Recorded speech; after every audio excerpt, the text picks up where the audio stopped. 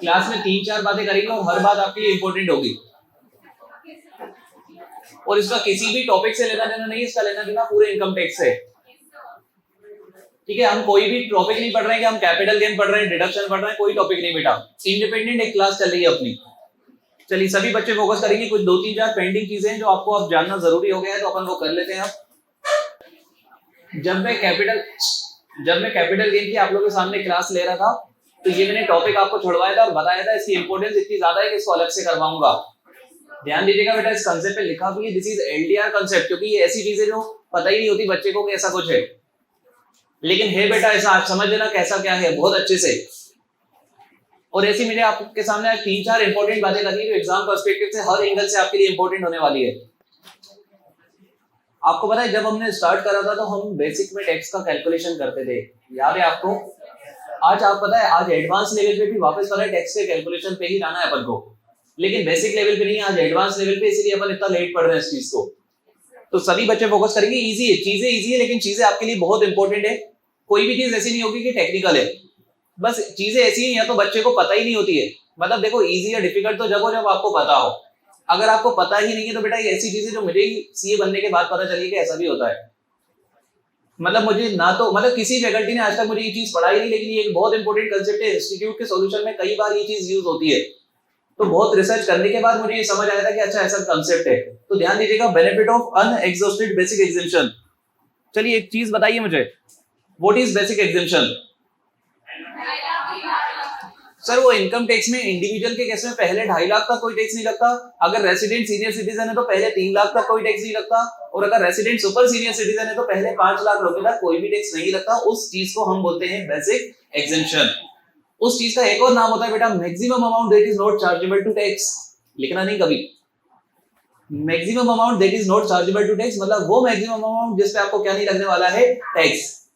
उसको basic exemption limit भी बोलते हैं, उसको थ्रेशोल्ड लिमिट भी बोलते हैं बेटा। कौन सी लिमिट? Threshold limit. जीएसटी पढ़ते टाइम अगर रजिस्ट्रेशन नाम का टॉपिक आपने पढ़ लिया होगा, पढ़ा या नहीं पढ़ा? पढ़ने वाले होगे तो भैया जब पढ़ोगे तो आपके सामने वर्ड यूज होगा थ्रेशोल्ड। समझना मेरी बात, चाहे थ्रेशोल्ड बोलूं, चाहे बेसिक एग्जेम्पशन बोलूं, चाहे maximum amount not chargeable to tax बोलूं, बात हो रही है बेटा वो 2.5 लाख, 3 लाख और 5 लाख रुपए की। ये बात सबको क्लियर है?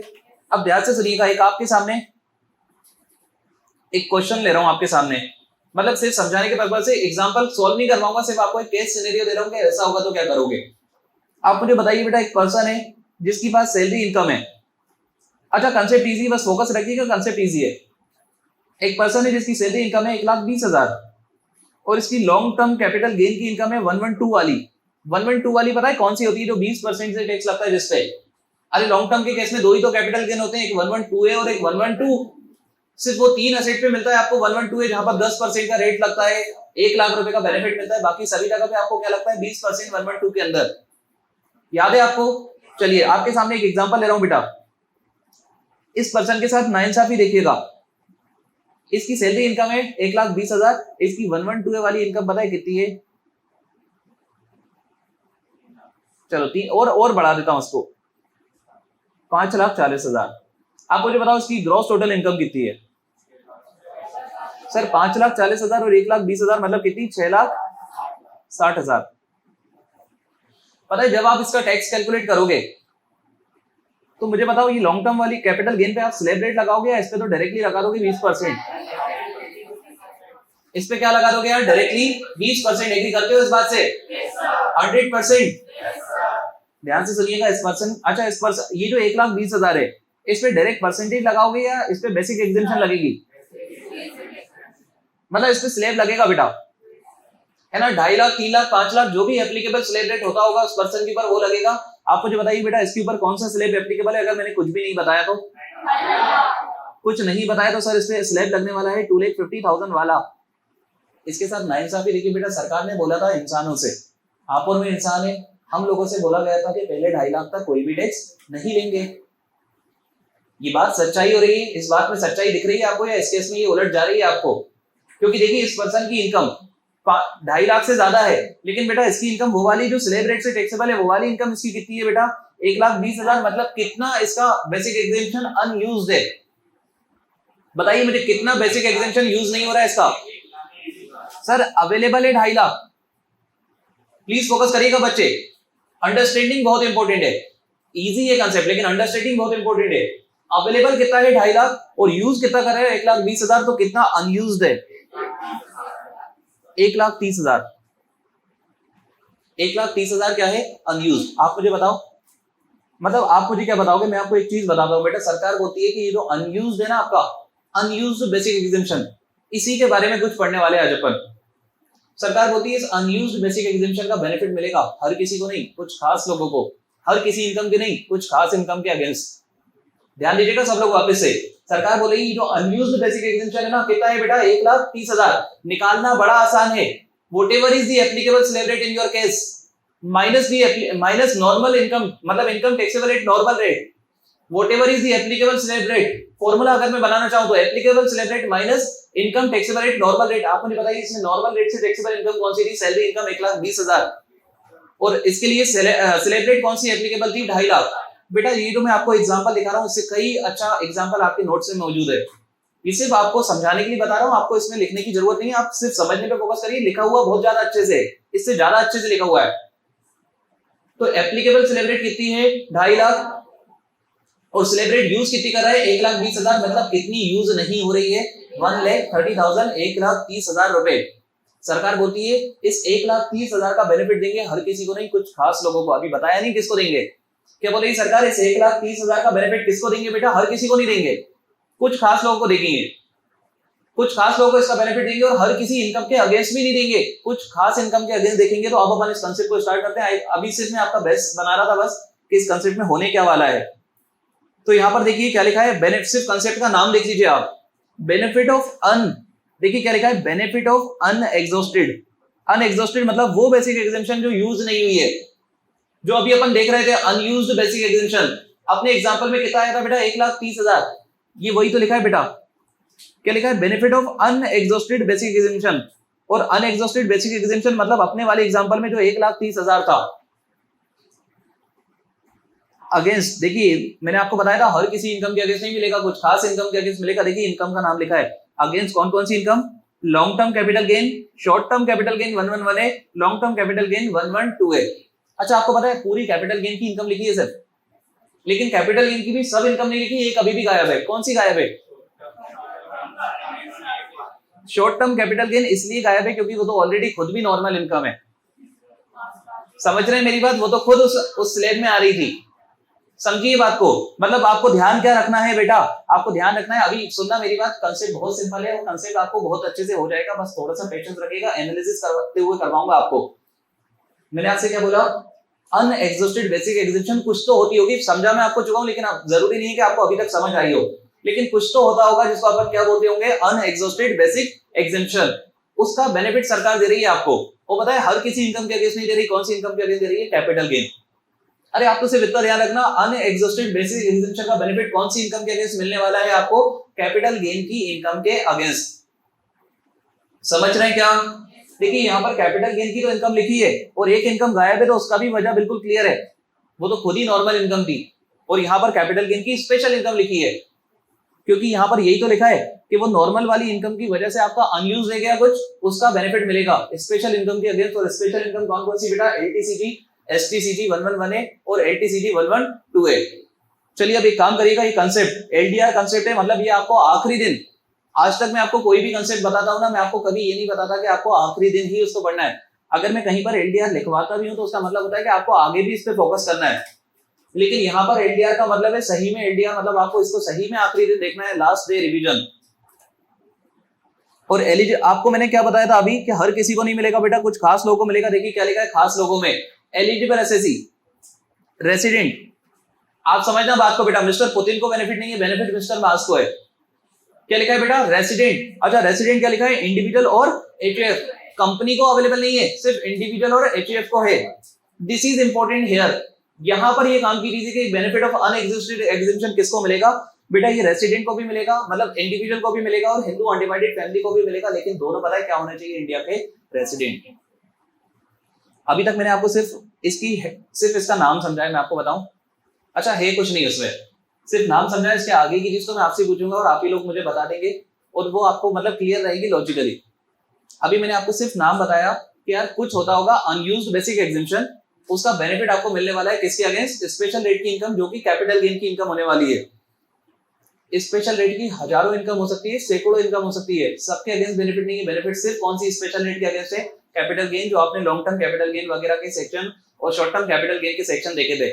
अगर मैं आपको याद दिलाना चाहूं तो 20%, 15% और 10% को 3 टैक्स रेट आपने देखी थी कैपिटल गेन में, उनके अगेंस्ट बेनिफिट है इनको, इसीलिए शायद ये कैपिटल गेन के अंदर आपको गिवन था।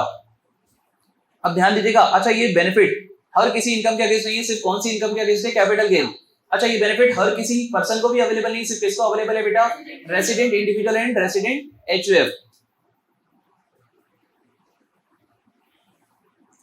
एक बार आपको सिर्फ पढ़वा रहा हूं मैं, लिखा है if income other than long term capital gain under section 112A, ध्यान से सुनिएगा, if income other than long term capital gain under section 112, 112A and STCD under section 111A is less than basic exemption. मतलब आपकी, मैं आपको बताऊं, ये लिखना चाह रहा है यहाँ पर कि आपकी जो इनकम है ना, नॉर्मल वाली इनकम, नॉर्मल मतलब समझते हैं आप लोग वो इनकम जो किस रेट से टैक्सेबल है? स्लैब रेट से। अगर आपकी नॉर्मल वाली इनकम 2.5 लाख, 3 लाख या फिर 5 लाख से कम है, अच्छा 2.5 लाख, 3 लाख, 5 लाख आपको मालूम है कब 2.5 लाख लेना है, कब 3 लाख लेना है और कब 5 लाख लेना है।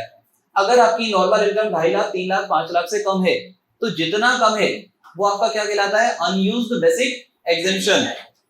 ध्यान से सुन लीजिए, अगर आपकी नॉर्मल इनकम कितने से कम है बेटा? 2.5 लाख, 3 लाख या फिर 5 लाख, तो जितने अमाउंट से कम है वो आपकी क्या कहलाती है? Unused basic exemption. उसको अपन अनएग्जॉस्टेड बेसिक एग्जेम्पशन भी कह सकते हैं। आपको पता है एग्जॉस्टेड का मतलब क्या होता है बेटा? यूज हो गया। तो अनएग्जॉस्टेड मतलब वो अमाउंट जो अभी यूज नहीं हुआ। चलिए अपन तो अपने एग्जांपल पे चलते हैं, एक मिनट। अपने एग्जांपल में आपकी नॉर्मल इनकम कौन सी है बेटा? यहां पर मैं आपके कहने पे मार्क करूंगा, नॉर्मल इनकम है सैलरी, और आपके केस में एप्लीकेबल स्लैब रेट कितना है? 2.5 लाख।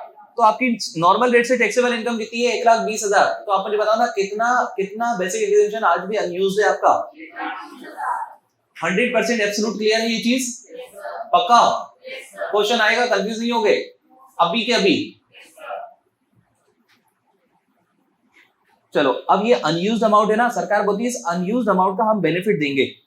सरकार क्या बोलती है बेटा? इस अनयूज्ड अमाउंट का बेनिफिट देंगे। आप मुझे बताइए, हर किसी इनकम के अगेंस्ट मिलेगा क्या? नहीं, सिर्फ कौन सी इनकम के अगेंस्ट मिलेगा? स्पेशल रेट की। कौन सी वाली इनकम? लॉन्ग स्पेशल रेट की कैपिटल गेन इनकम। देखिए, स्पेशल रेट की तो कैजुअल इनकम भी हो सकती है, स्पेशल रेट की तो ना जाने कितनी इनकम है। बेनिफिट सिर्फ कैपिटल गेन वाले टॉपिक को है, और कैपिटल गेन में 4 टाइप के टैक्स रेट है, जिसमें से 3 स्पेशल है, तो उन तीनों स्पेशल को बेनिफिट है यहाँ पर। तो यहाँ पर ध्यान दीजिएगा सभी लोग, मेरा आपसे क्वेश्चन है, अब मुझे बताओ डायरेक्टली 5,40,000 पे इस एग्जांपल को ही अगर मैं आपसे सोल्व करवाना चाहूँ, इस 5,40,000 पे डायरेक्टली टैक्स मत लगाना बेटा। कितना अनयूज्ड बेसिक एग्जेम्पशन है जिसको आप यहाँ यूज कर सकते हो? 1,30,000। उसको आप यहाँ यूज कर सकते हो क्या? क्या ये एलिजिबल इनकम है? इधर देखिए ना, क्या ये एलिजिबल इनकम है? यस। तो आप उसको यूज कर सकते हो। तो एक काम करो बेटा, उसको माइनस कर दो आप। 1,20,000 कितना था? 1,30,000। तो 1,30,000 को आप माइनस कर दो। अब कितनी बची आपकी? लॉन्ग टर्म कैपिटल गेन आपकी बची है 4,10,000। इस 4,10,000 पे लगा देना 20%।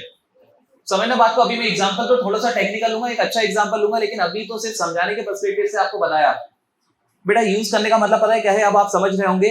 यूज करने का मतलब है जितना अनयूज्ड रहेगा ना, उसको कैपिटल गेन की इनकम के अगेंस्ट एडजस्ट कर देना। अब मुझे बताइए इस क्वेश्चन में बेटा, इस पर्सन को क्या पूरे 2.5 लाख का बेनिफिट मिल गया है? चेक करके बताइए। सर 1,20,000 का बेनिफिट मिला सैलरी के अगेंस्ट, और 1,30,000 का मिल गया है लॉन्ग टर्म कैपिटल गेन के अगेंस्ट। मतलब सर जो सरकार ने बोला था ना पहले 2.5 लाख तक कोई टैक्स नहीं, वो ट्रू हो रहा है यहाँ पर। समझ रहे हैं क्या मेरी बात? यस और नो? अब मेरा आपसे क्वेश्चन है, प्लीज ध्यान दीजिएगा, प्लीज फोकस करिएगा। ये वो चीजें जो आपको मुझे बतानी चाहिए आपके लॉजिक के अकॉर्डिंग। मैंने आपको पढ़ाई नहीं है, मैं आपको पढ़ाऊंगा भी नहीं। मैंने आपको ना तो पढ़ाई और ना मैं आपको पढ़ाऊंगा। एक एग्जांपल आपके सामने ले रहा हूं, एग्जांपल नंबर 2, और सिर्फ आपके सामने फिगर दूंगा और आपको मुझे बताना उसको कैसे यूज करोगे आपके अकॉर्डिंग। अगर आप होगे तो आरसीसी का फायदा सोचोगे तो कैसे यूज करोगे। चलो, क्योंकि बेटा बहुत हो गई ये सब चीजें जो मैं आपको बताता रहता हूँ कि आपको कैसे क्या सोचना है। अब खुद आप मुझे सोच के बताओ ना यार, कैसे आप आरसीसी का फायदा सोचोगे। मान लीजिए कोई एक पर्सन है, ये है एक पर्सन, इस पर्सन की अनयूज्ड बेसिक एग्जेम्पशन मान लीजिए 2,10,000 है, कितनी है बेटा? आपको एग्जाम में क्वेश्चन में कैलकुलेट करना पड़ेगी, ठीक है, आपको एग्जाम में क्वेश्चन में कैलकुलेट करना पड़ेगी, सिर्फ सिखाने के पर्पज से मैं आपको बता रहा हूं, और वो आपको बताएगा भी नहीं कि आने कुछ है ऐसा, वो आपको दिमाग लगाना पड़ेगा कि है या नहीं, सिर्फ सिखाने के पर्पज से मैंने आपको ऑलरेडी कैलकुलेटेड क्या दे दिया है, अनएग्जॉस्टेड बेसिक एग्जम्पशन। अब ध्यान दीजिएगा सभी बच्चे, इसी पर्सन की 3 टाइप की इनकम है, लॉन्ग टर्म कैपिटल गेन 112 वाली, शॉर्ट टर्म कैपिटल गेन 111 ए वाली, अच्छा इसको थोड़ा शफलिंग कर देता हूं, इधर कर देता हूं, और एक कौन सी आपकी लॉन्ग टर्म कैपिटल गेन 112 ए वाली। मेरा आपसे क्वेश्चन है, प्लीज ध्यान दीजिएगा, अगर 112 वाली इनकम है तो इस पे टैक्स कितना लगता है? 20%, और 112 ए वाली पे कितना लगता है? 10%, और भी बहुत सारे बेनिफिट अवेलेबल हैं इस पे, पहले 1 लाख तक तो लगता ही नहीं है, समझ रहे हैं ना? अच्छा इस वाली पे कितना लगता है? 15%। अगर आप मेरे सीए हैं, कौन सी इनकम के अगेंस्ट पहले यूज करना चाहोगे? सर एसएससी का फायदा देखेंगे, सरकार ने ये नहीं बताया कि किसके अगेंस्ट यूज करना है, प्रेफरेंस नहीं बताइए, प्रेफरेंस आपके अकॉर्डिंग है बेटा।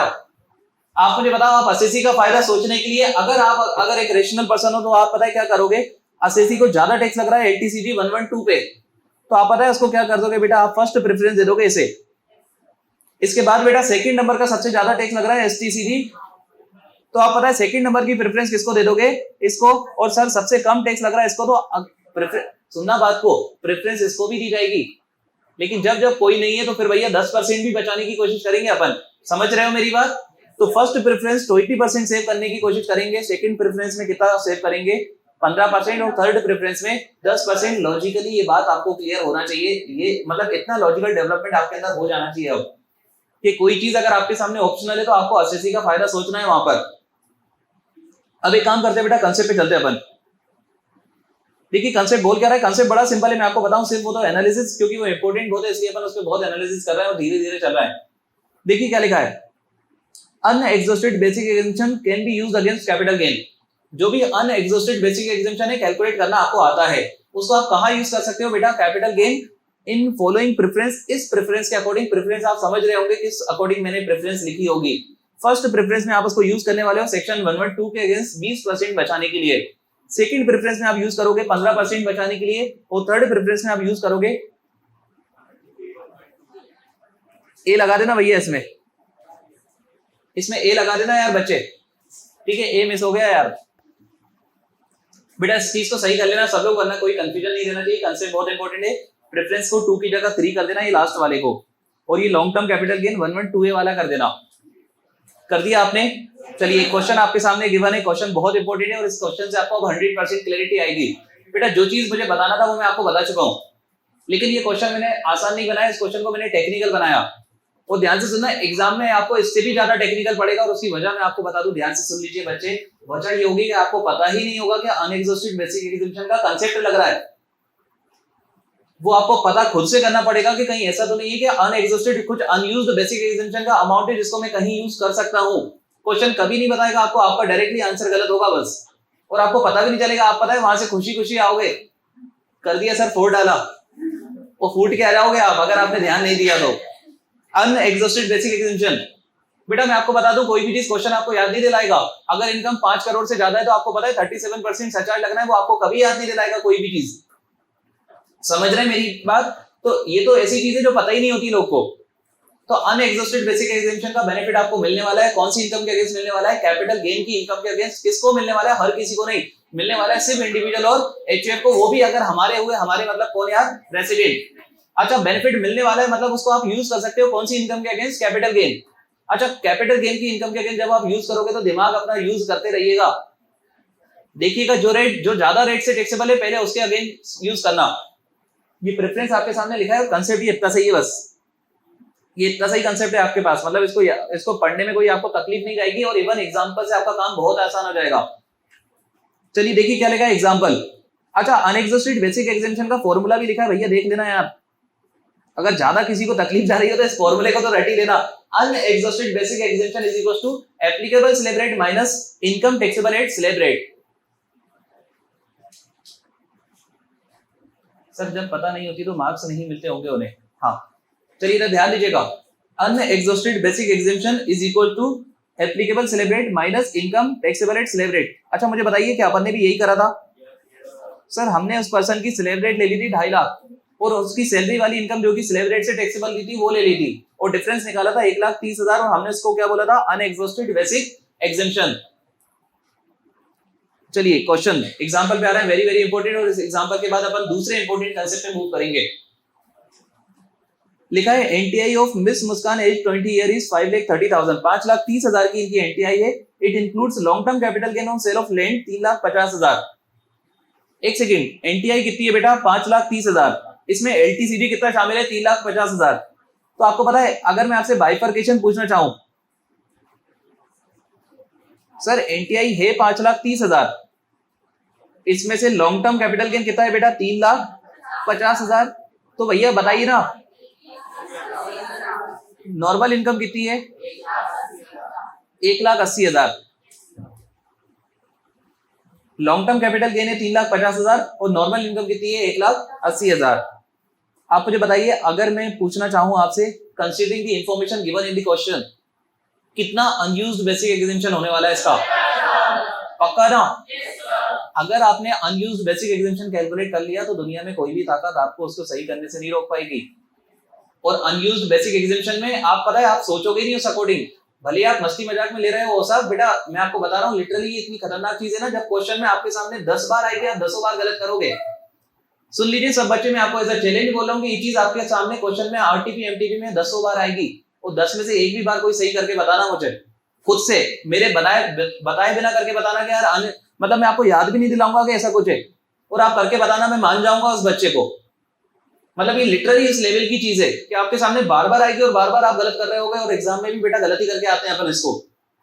समझ रहे हैं मेरी बात? इसीलिए तो मैंने इसको एनटीआई कंसेप्ट लिखवाया है, ध्यान दीजिएगा सब लोग। एनटीआई आपकी 5,30,000, लॉन्ग टर्म कैपिटल गेन है 3,50,000 और आपकी नॉर्मल इनकम कितनी है? 1,80,000। बेटा मैं आपको बताऊं, अगर आपको पता चल गया ना कि कंसेप्ट लगेगा आप इजीली कर लोगे, आपको पता ही नहीं चल पाता कि कंसेप्ट लगेगा या नहीं। चलिए बताइए अनयूज्ड एग्जेम्पशन कितनी? अनयूज्ड बेसिक एग्जेम्पशन कितनी है?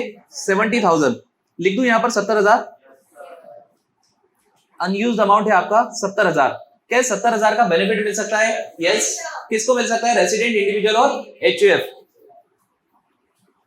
मुस्कान इज एन इंडिविजुअल, मुस्कान एक इंडिविजुअल है, यस और नो? कुछ नहीं बताया तो नाम मुस्कान लग रहा है तो मतलब क्या ही मानोगे यार ये कौन सी रेसिडेंट होगी? इंडिया की रेसिडेंट। समझ रहे हो मेरी बात? चलिए अब ध्यान दीजिएगा सभी लोग, कौन सी इनकम के अगेंस्ट इसका बेनिफिट मिलेगा? सभी कैपिटल गेन की इनकम के अगेंस्ट इसका बेनिफिट मिलेगा और आपके क्वेश्चन में तो सिर्फ एक ही है बेटा, कौन सी वाली है? 3,50,000। तो मुझे एक चीज बताइए, क्या 3,50,000 में 70,000 यूज कर दूं तो बची कितनी? 2,80,000। अच्छा क्या इसको 2.5 लाख का पूरा बेनिफिट मिल गया? 1,80,000 ये है और 70,000 का इसको कैपिटल गेन के अगेंस्ट भी मिल गया, तो पूरा इसको बेनिफिट 2.5 लाख का मिल चुका है। एग्री कर रहे हैं इस बात से सब लोग?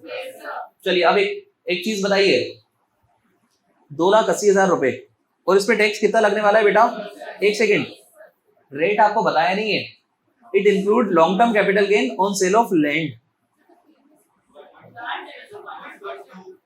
बेटा 112 में 3 चीजें आती है, लैंड उसमें है ही नहीं, तो 112 आएगा मतलब कितना टैक्स लगेगा? 20%। तो 2,80,000 का 20% बताइए कितना हो जाएगा? 56,000। क्या इसकी कोई अदर इनकम है जिसपे टैक्स लग रहा है? नहीं। तो बेटा इसका टैक्स कितना ही है? 56,000। क्या इसको लिफाफे में रख के दे दोगे? कितना आएगा आंसर? कितना? 58,240। आपको समझ आ रहा होगा कि है तो बड़ा सिंपल, अगर पता रह जाए, याद रह जाए कि ऐसा कुछ है या फिर ध्यान आ जाए कि ऐसा कुछ क्वेश्चन में चल रहा है, ये कुछ हिडन इंफॉर्मेशन है जो आपको पता नहीं चल पाती है। समझ रहे हैं मेरी बात? चलिए अब एक काम करिएगा बेटा, इस क्वेश्चन को आप लोग वेरी वेरी इंपॉर्टेंट, इस क्वेश्चन को अलॉन्ग विद दिस कंसेप्ट इसको आप वेरी वेरी इंपॉर्टेंट मार्क करिएगा। इसके बाद आज मैं आपको जितनी भी चीजें पढ़ाने वाला हूँ सभी चीजें आपकी इंपॉर्टेंट होने वाली है। सब बेटा रुका हुआ माल जो मैंने स्पेशल क्लास के लिए रोका था सब वही पढ़ाऊंगा, रुका हुआ माल नहीं, रुके हुए कंसेप्ट। अच्छा एक चीज सुनिएगा बेटा, सब लोग ध्यान देना, आप एक चीज आपसे पूछ रहा हूँ, आपका रिकमेंडेशन मांग रहा हूँ। मुझे अब आपको सिखाना है एक चीज, मैं आपको लिख के बता देता हूँ सिखाना क्या है। बेटा वो चीज सिखाना है कि कोई पर्सन की इनकम के अंदर नॉर्मल इनकम भी है और स्पेशल इनकम भी है। एग्जाम में ऐसे ही होने वाला है, पर्सन की इनकम के अंदर नॉर्मल इनकम भी है, स्पेशल इनकम भी है। आपको उसका टैक्स कैलकुलेट करना है। आपको अभी नहीं आता, अभी के लेवल पे आपको नहीं आता, मैं एक्सपेक्ट भी नहीं कर रहा हूँ कि अभी आपको आता होगा, क्योंकि मैंने सिखाया नहीं आपको। ध्यान से सुनिए सभी लोग।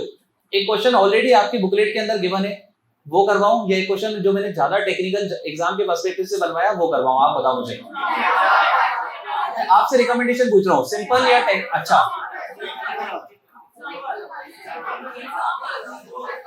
क्योंकि जो मैंने आपको कैपिटल गेन के कंसेप्ट के अंदर मैं आपको बता दूं, एक काम करिए मैं आपको दिखा देता हूं।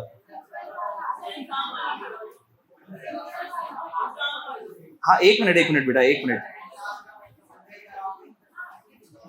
मैं अपना भी रिकमेंडेशन दे दूंगा आपको।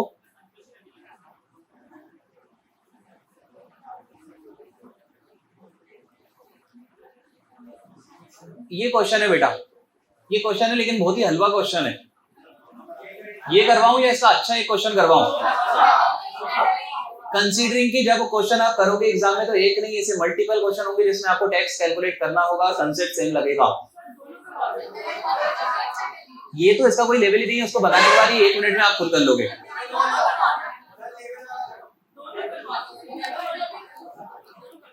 चलो मैं दोनों नहीं करवा रहा हूं। ये वाला सुनना मेरी बात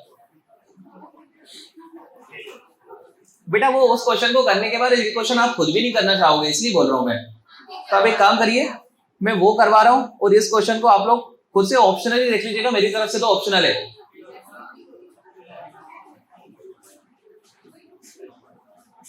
चलो अब एक काम करिए, अब अपन को चलना पड़ेगा कहां पर? Tax booster.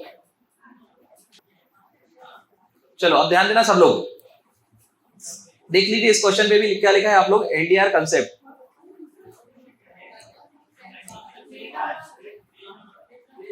बेटा ये मिल जाएगा, ये आपकी बुकलेट में है ही नहीं, आपको सॉफ्ट कॉपी में मिलेगा ये।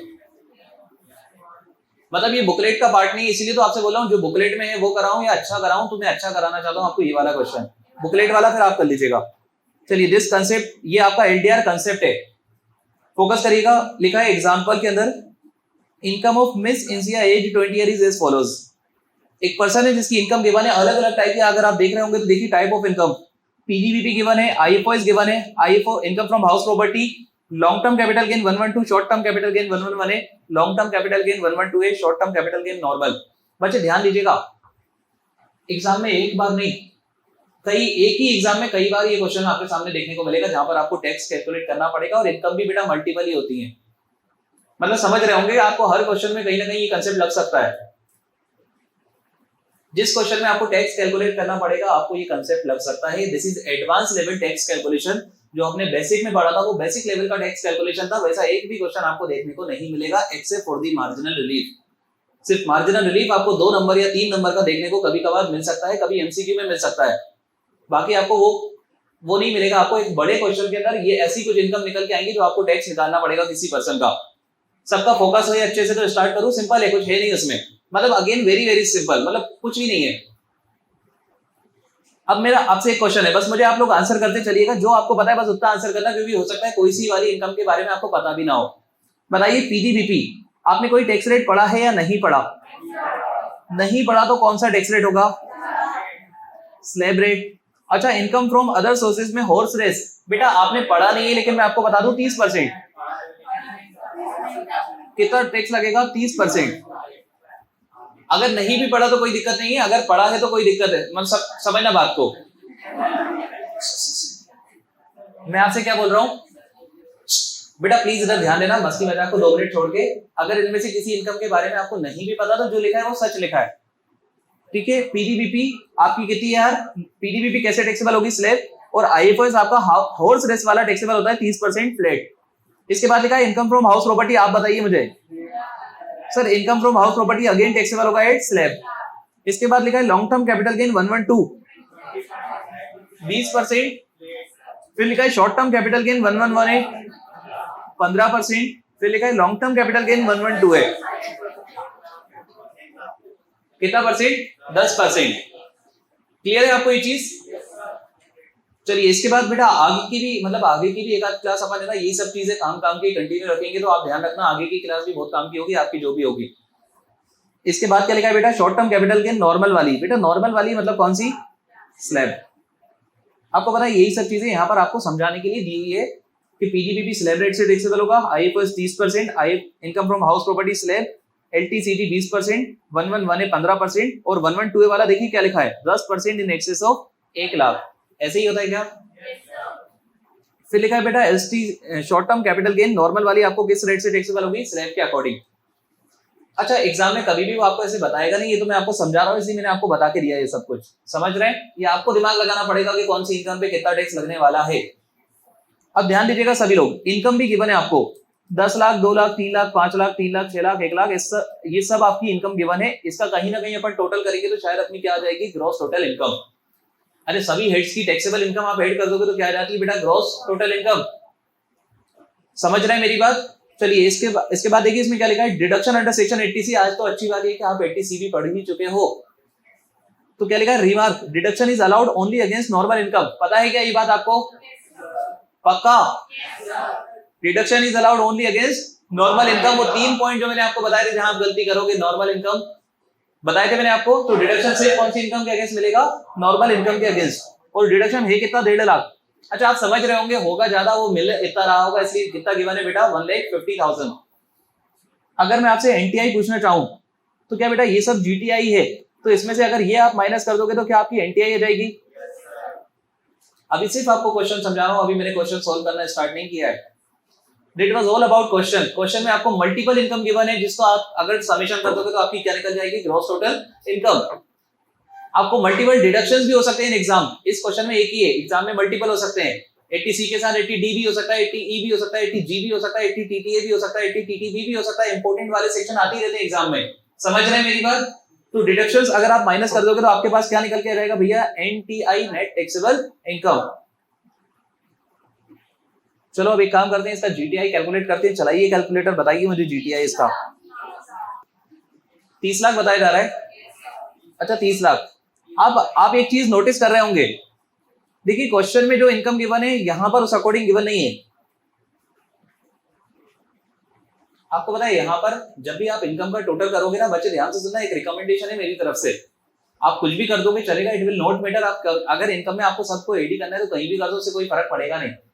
लेकिन फिर भी एक रिकमेंडेशन मेरी तरफ से कि हमेशा आप जो आपने सीक्वेंसिंग ऑफ टॉपिक जो आपने देखा है ना, हेड्स ऑफ इनकम, उसके अकॉर्डिंग ही करिएगा। सबसे पहला कौन सी इनकम होती है, इनकम फ्रॉम सैलरी। मैं बोल रहा हूँ सिंपल लैंग्वेज में चार्जिंग सेक्शन के अकॉर्डिंग करिएगा। सबसे पहला चार्जिंग सेक्शन नंबर 15, तो सबसे पहली इनकम कौन सी लिखना चाहिए आपको, सैलरी। उसके बाद सेक्शन नंबर 22 हाउस प्रॉपर्टी, तो आप कौन सी लिख दोगे, हाउस प्रॉपर्टी। उसके बाद सेक्शन 28 पीडीबीपी, तो आपने कौन सी लिख दी, पीडीबीपी। फिर सेक्शन 45 कैपिटल गेन, आपने कौन सी लिख दी, capital gain. This is recommended from my side. आप इसके अगेंस्ट भी कर दोगे तो इससे आपका आंसर कभी गलत नहीं होगा। This is recommended from my side कि आप है ना सीक्वेंसिंग उस अकॉर्डिंग रखिएगा जो हेड्स ऑफ इनकम की सीक्वेंस है। अच्छा लास्ट कौन सी है, income from other sources. Complete हो चुका है, चल रहा है अभी। अच्छा इनकम फ्रॉम, बेटा ध्यान से सुनना, इनकम फ्रॉम अदर सोर्सेज में अच्छी इनकम भी आती है, गंदी इनकम भी आती है। आपको पता है ये गंदी वाली इनकम है, आपने हॉर्स रेस में पैसा कमाया है, कैजुअल इनकम। समझ रहे हैं मेरी बात, ये कौन सी इनकम है, कैजुअल इनकम। तो ध्यान दीजिए इन सब इनकम का आपने टोटल कर दिया, आपकी ग्रॉस टोटल इनकम कितनी हो गई बच्चे, 30 लाख रुपए। किस किस को यहां तक क्वेश्चन का सॉल्यूशन क्लियर है, ग्रॉस टोटल इनकम 30 लाख रुपए क्लियर है आपको ये चीज। चलिए डिडक्शन आपको गिवन है 80C का 1,50,000, बताइए एनटीआई बताइए मुझे, 28,50,000। अच्छा एक क्वेश्चन ईमानदारी से पूछ रहा हूं, अभी तक कोई भी ऐसी चीज जो मैंने आपको कुछ सिखाई हो, ये तो वही कर रहे हो आप जो आप नॉर्मली भी करते हो, यही तो करते हो बेटा, सबको टोटल करते हो क्या बनता है जीटीआई, माइनस करते हो डिडक्शन क्या बनता है एनटीआई। अब वो चीजें जो मुझे आपको सिखानी है, इस एनटीआई को आपको तोड़ना है। आप इस एनटीआई पे डायरेक्टली टैक्स नहीं लगा सकते हो। आप पता है क्यों नहीं लगा सकते डायरेक्टली टैक्स, सर 28,50,000 पे डायरेक्टली टैक्स इसलिए नहीं लगा सकते, मल्टीपल टाइप की इनकम अलग अलग टैक्स रेट से टैक्सेबल है, तो इसको तोड़ना पड़ेगा आपको बेटा।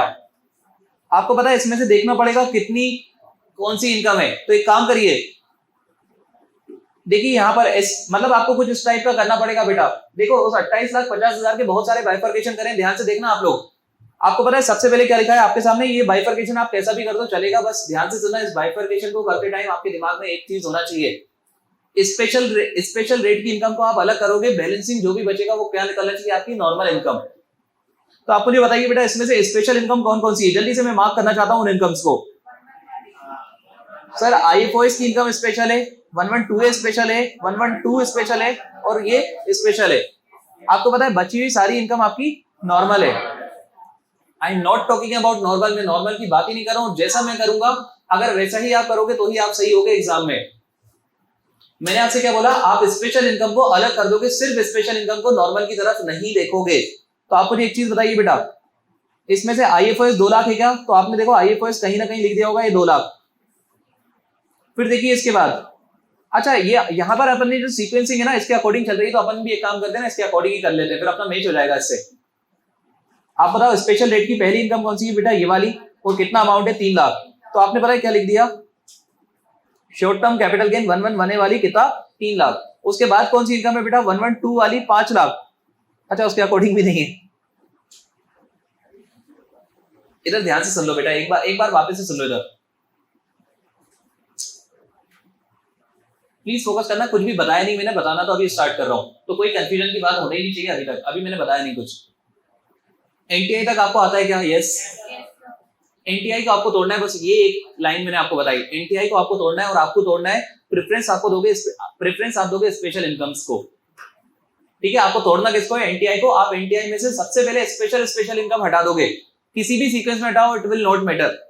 समझ रहे हो बात को, अपना सीक्वेंस मैच नहीं हो रहा तो अपन तो एक काम करते हैं यार, अपन तो एक कोई भी सीक्वेंस पढ़ लेते हैं, अपन तो ऊपर से इसको सबसे पहले हटा देते हैं, फर्स्ट सेकंड थर्ड फोर्थ, इससे कोई फर्क नहीं पड़ेगा, किसी भी सीक्वेंस में हटा देना आप। तो एक काम करिए बेटा, फर्स्ट कौन सा हो गया 1118, तो आप पता है लिख दोगे यहाँ पर शॉर्ट टर्म कैपिटल गेन 1118, ये फर्स्ट हो गया आपका। फिर एलटीसीडी 112 हो गया आपका सेकंड, कितना है भैया 5 लाख रुपए, तो आपने लिख दिया 5 लाख रुपए। अच्छा तीसरा देखिए क्या है आपका एलटीसीडी 112A, तो तीसरा आपने लिख दिया एलटीसीडी 112A। कंफ्यूज मत होना, सीक्वेंसिंग कोई भी रखो उससे कोई भी फर्क नहीं पड़ेगा आपका।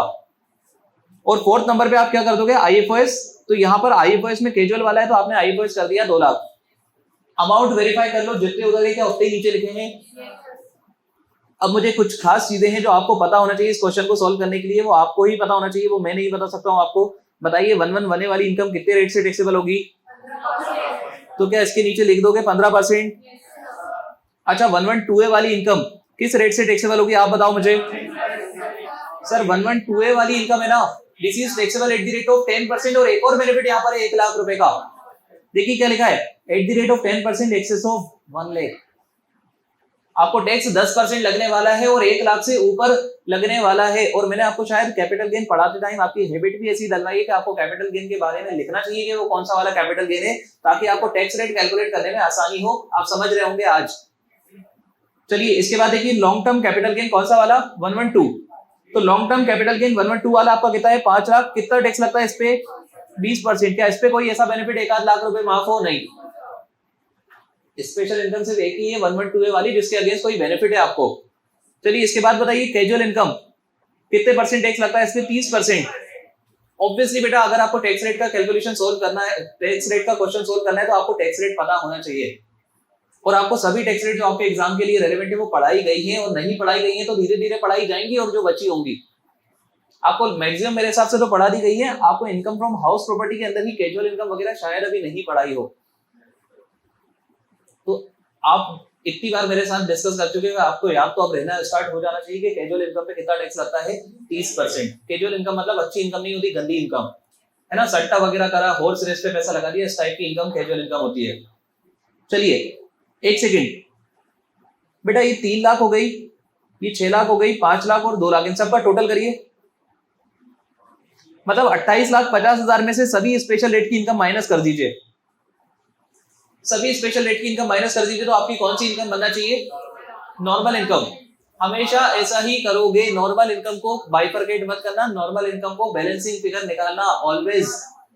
अगर किसी बच्चे ने नॉर्मल इनकम को यहाँ पर ऐसे बाइफरकेट करने की कोशिश करी तो वो गलत कर देगा, और 100% गलत कर देगा, इस चीज की गारंटी मैं ले रहा हूं। तो आपको पता है करना क्या है, आपको एनटीआई को तोड़ना है, और तोड़ते टाइम आपको स्पेशल वाली इनकम को अगेंस्ट अलग रखना है, नॉर्मल को एक साथ ही रखना है, और बैलेंसिंग फिगर में रखना है आपको। क्लियर है आपको ये चीज। चलिए 28,50,000 में से ये सब माइनस करने के बाद आपकी इनकम बची 12,50,000 in this is your balancing figure. ये आपका आना चाहिए बेटा कैसे, बैलेंसिंग फिगर करके। आप बताइए इस पे कैसे टैक्स लगेगा आपको? इस पे आपको लगने वाला है स्लैब रेट।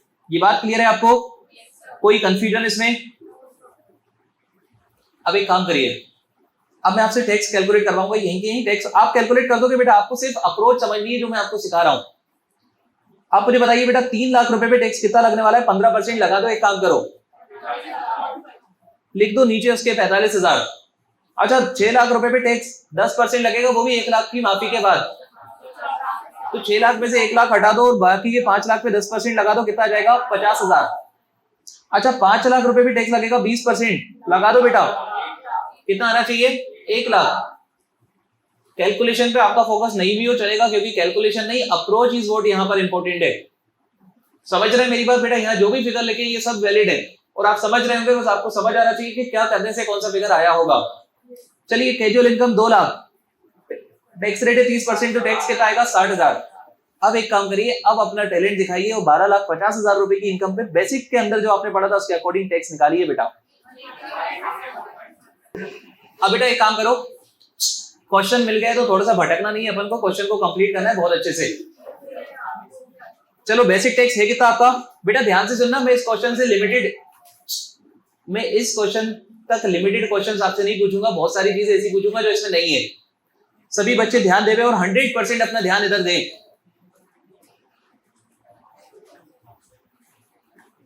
अबे गधो इधर देखो, इधर ये देखो क्या लिखा है, बेसिक टैक्स। देखो क्या लिखा है, बेसिक टैक्स कितना लिखा है, जल्दी से देखो यार, सुनिए मेरी बात सब बेटा, इधर बेटा प्लीज बेटा समझा करा करो। कुछ फालतू में आप क्वेश्चन ढूंढ के क्या कर लोगे उस क्वेश्चन को, अगर आपको उसकी बारीकियां नहीं पता होंगी तो सेम क्वेश्चन थोड़ी आने वाला है। समझो बात को, इधर ध्यान दो प्लीज। देखिए आपके सामने क्या लिखा है, बेसिक टैक्स है 4,42,500। आप मुझे एक चीज बताइए, बेसिक टैक्स पे क्या सरचार्ज भी लग सकता है? इस क्वेश्चन में नहीं लग रहा है लेकिन लग सकता है क्या? Yes, it will depend upon NTI. इस क्वेश्चन में एनटीआई देखिए कितनी है, 28,50,000। अगर यही एनटीआई 50 लाख से ऊपर होती तो क्या सरचार्ज लग जाता? समझिए बात को, बहुत सारी बातें ऐसी बतानी जो क्वेश्चन में है ही नहीं। लगे हुए क्वेश्चन तो हो चुका जो अपन कर रहे थे वो। तो भैया यहाँ पर इसको एनटीआई 28,50,000 है, इसलिए इसको सरचार्ज नहीं लगा। अगर यहीं पर 58,50,000 होता तो इसको सरचार्ज भी लगता।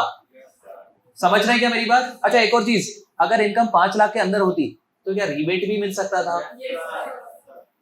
सभी बच्चे कान खोल के सुन ले, क्या रिबेट भी मिल सकता था? यस। अच्छा अगर इसकी इनकम 50,05,000 होती, समझ रहे हैं मेरी बात? क्वेश्चन में थोड़ी सी चीजें बड़ी हैं जो आपने ऑलरेडी पढ़ी है, वो कम नहीं हुई है। मार्जिनल रिलीफ जो पहले मिलता था वो आज भी मिलेगा, रिबेट जो पहले मिलता था वो आज भी मिलेगा, सरचार्ज जो पहले लगता था वो आज भी लगेगा। This is very very important कि इस क्वेश्चन को आपकी 100% क्लैरिटी और हर एंगल से ये क्वेश्चन आपको क्लियर हो। और इस क्वेश्चन को भी अगेन आप एलडीआर मार्क करिएगा, लास्ट डे रिवीजन। ठीक है, पेज नंबर 18 पे आपके मॉड्यूल में गिवन है और आपका टैक्स पेबल इस पर्टिकुलर क्वेश्चन में आ रहा है 4,60,200। लेकिन इंस्टीट्यूट ने अगर बेटा इनकम में थोड़ी छेड़खानी करी और 50 लाख से ऊपर चली गई तो आपको सरचार्ज भी लगा देना है उसमें। मतलब सब कुछ कंसेप्ट आपके कंटिन्यू रहेंगे इसमें। ये क्वेश्चन आपके पेज नंबर 18 पे गिवन है।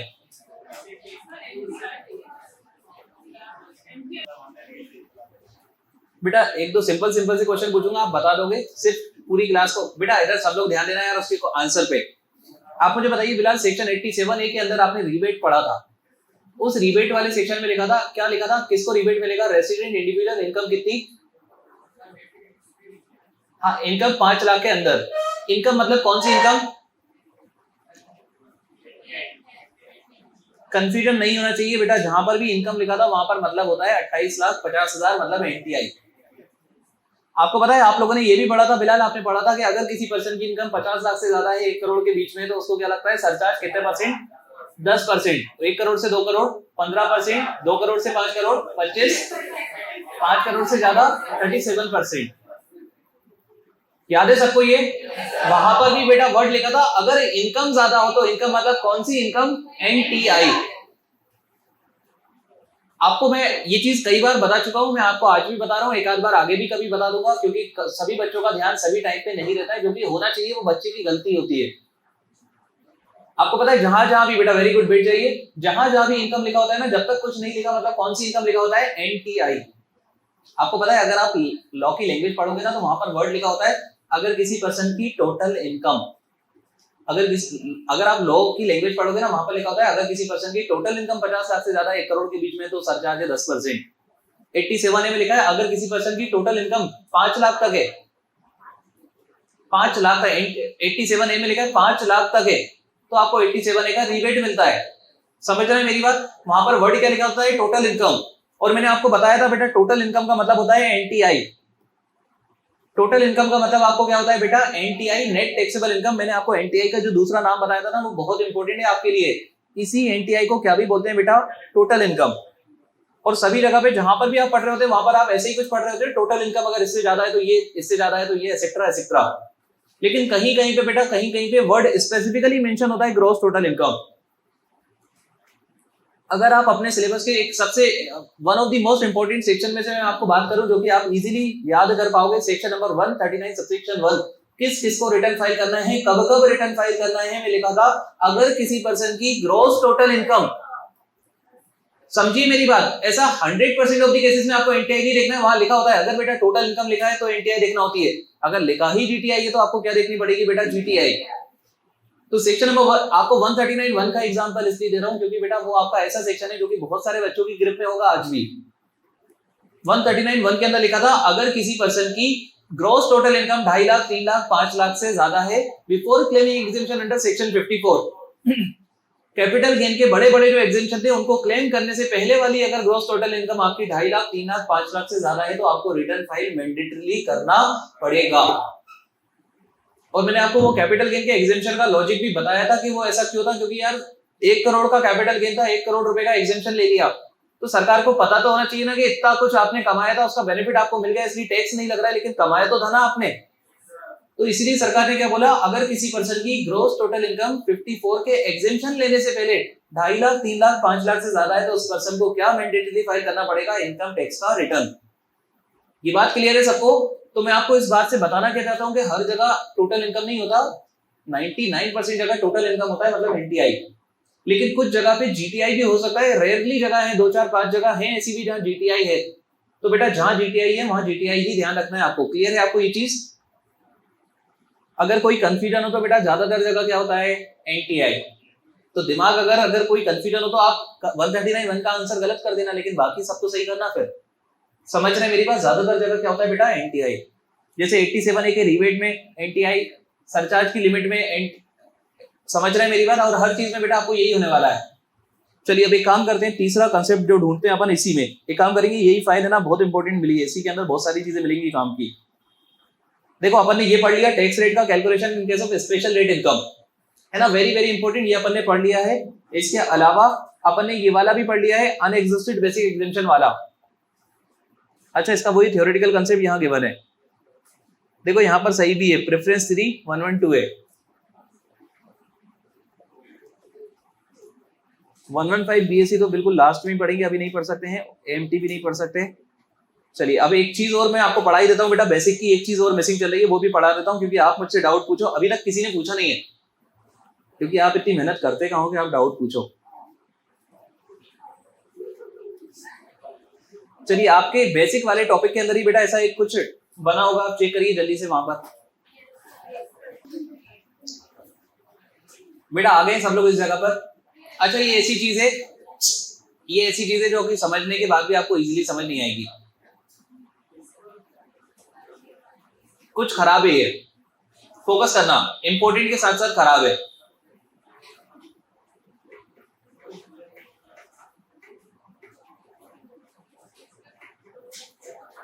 बेटा सब लोग का फोकस 100% होना चाहिए क्लास के अंदर, क्योंकि जो आपको पढ़ाने वाला हूं अभी आपका होने वाला है दिमाग का दही। कोई बच्चा अगर मेरे साथ नहीं चल पाया तो उसका सही में हो जाएगा दिमाग का दही। अच्छा ये क्वेश्चन अगर आप लोग क्वेश्चन सोल्व कर रहे होते ना तो इसका डाउट मुझसे कई बार पूछा जा चुका होता कि सर ऐसा क्यों हो रहा है, आपने अभी तक नहीं पूछा, मतलब आपने अभी तक ऐसा कोई क्वेश्चन देखा नहीं। चलिए काम करिए, सभी बच्चे बिल्कुल स्ट्रेट होकर बैठ जाएं। आपसे कुछ क्वेश्चंस पूछूंगा, आंसर करेंगे जो बेसिक में मैंने आपको पढ़ाए थे, जल्दी से। नहीं, कोई रिवाइज करने को नहीं बोल रहा हूँ, सब लोग बिल्कुल स्ट्रेट होकर बैठ जाएं। आप मुझे सरचार्ज की प्रोविजन बता दें एक बार। बच्चे ध्यान से सुनना, सभी बच्चे। सबसे पहले इंडिविजुअल एचयूएफ। बच्चे एक बार है ना, बेसिक की कुछ चीजें अपन रिवाइज ही कर लेते हैं। इंडिविजुअल के केस में 3 टैक्स रेट होते थे, 2.5 लाख, 3 लाख और 5 लाख। आपको पता है इंडिविजुअल के अलावा 4 और लोग थे जिनके ऊपर 2.5 लाख वाला स्लैब लगता था। First was Hindu undivided family, association of person, body of individual and artificial juridical person. Individual के अलावा टोटल 5 ऐसे लोग थे जिनके ऊपर 2.5 स्लैब लगता था, 2.5 लाख वाला slab. Individual, HUF, AOP BOI, artificial juridical person. ये बात क्लियर है बिल्कुल? Yes sir. अच्छा, वही लोग जिनके ऊपर 2.5 लाख वाला स्लैब लगता है, इन सभी के ऊपर बेटा टैक्स, इन सभी के ऊपर सरचार्ज भी एक ही लगता है। टैक्स भी एक ही लगता है 2.5 लाख वाला, और सरचार्ज भी वही लगता है बेटा, सेम। 50 लाख से 1 करोड़ 10%, 1 करोड़ से 2 करोड़ 15%, 2 करोड़ से 5 करोड़ 25% और 5 करोड़ से ज्यादा 37%। ये क्लियर है सबको? चलिए, इसके अलावा बेटा और आपसे क्वेश्चन पूछूंगा, बताइए पार्टनरशिप फर्म के ऊपर टैक्स रेट बताइए आप लोग। पार्टनरशिप फर्म के ऊपर टैक्स रेट लगता है 30%। अच्छा, पार्टनरशिप फर्म पे जो प्रोविजन लगते हैं वही प्रोविजन सेम किससे भी लगते हैं, एलएलपी। तो अगर फर्म के ऊपर टैक्स रेट 30% है तो एलएलपी पे भी कितना होगा, 30%। आपको अगर मैं याद दिलाना चाहूं तो टोटल 3 लोग हैं जिसके ऊपर 30% का टैक्स रेट लगता है, फर्म, एलएलपी और local authority. Firm, LLP, local authority पे टैक्स रेट आपका क्या लगेगा बेटा, 30%। अच्छा, अगर मैं कंपनी की बात करना चाहूं तो कंपनी 2 टाइप की होती है, डोमेस्टिक और फॉरेन। फॉरेन मतलब वो कंपनी जो कि डोमेस्टिक ना हो। डोमेस्टिक के अंदर 2 टाइप की कंपनी आती है, first is every Indian company, second is हर वो फॉरेन कंपनी जो कि इंडिया में डिविडेंड डिस्ट्रीब्यूशन टैक्स पे करती हो। किसको ये बात क्लियर है? कंपनी 2 टाइप की होगी बेटा, फॉरेन, डोमेस्टिक। फॉरेन मतलब वो कंपनी जो डोमेस्टिक ना हो, और डोमेस्टिक को इन्होंने डिफाइन किया अच्छे से और बोला डोमेस्टिक के अंदर 2 टाइप की कंपनी आएगी, फर्स्ट हर इंडियन कंपनी, सेकंड हर वो फॉरेन कंपनी जो कि इंडिया में डिविडेंड डिस्ट्रीब्यूशन टैक्स पे कर रही हो। क्या ये बात आपको क्लियर है? yes, अच्छा, डोमेस्टिक अपनी है या फॉरेन अपनी है? कौन सी पराई कंपनी है? फॉरेन।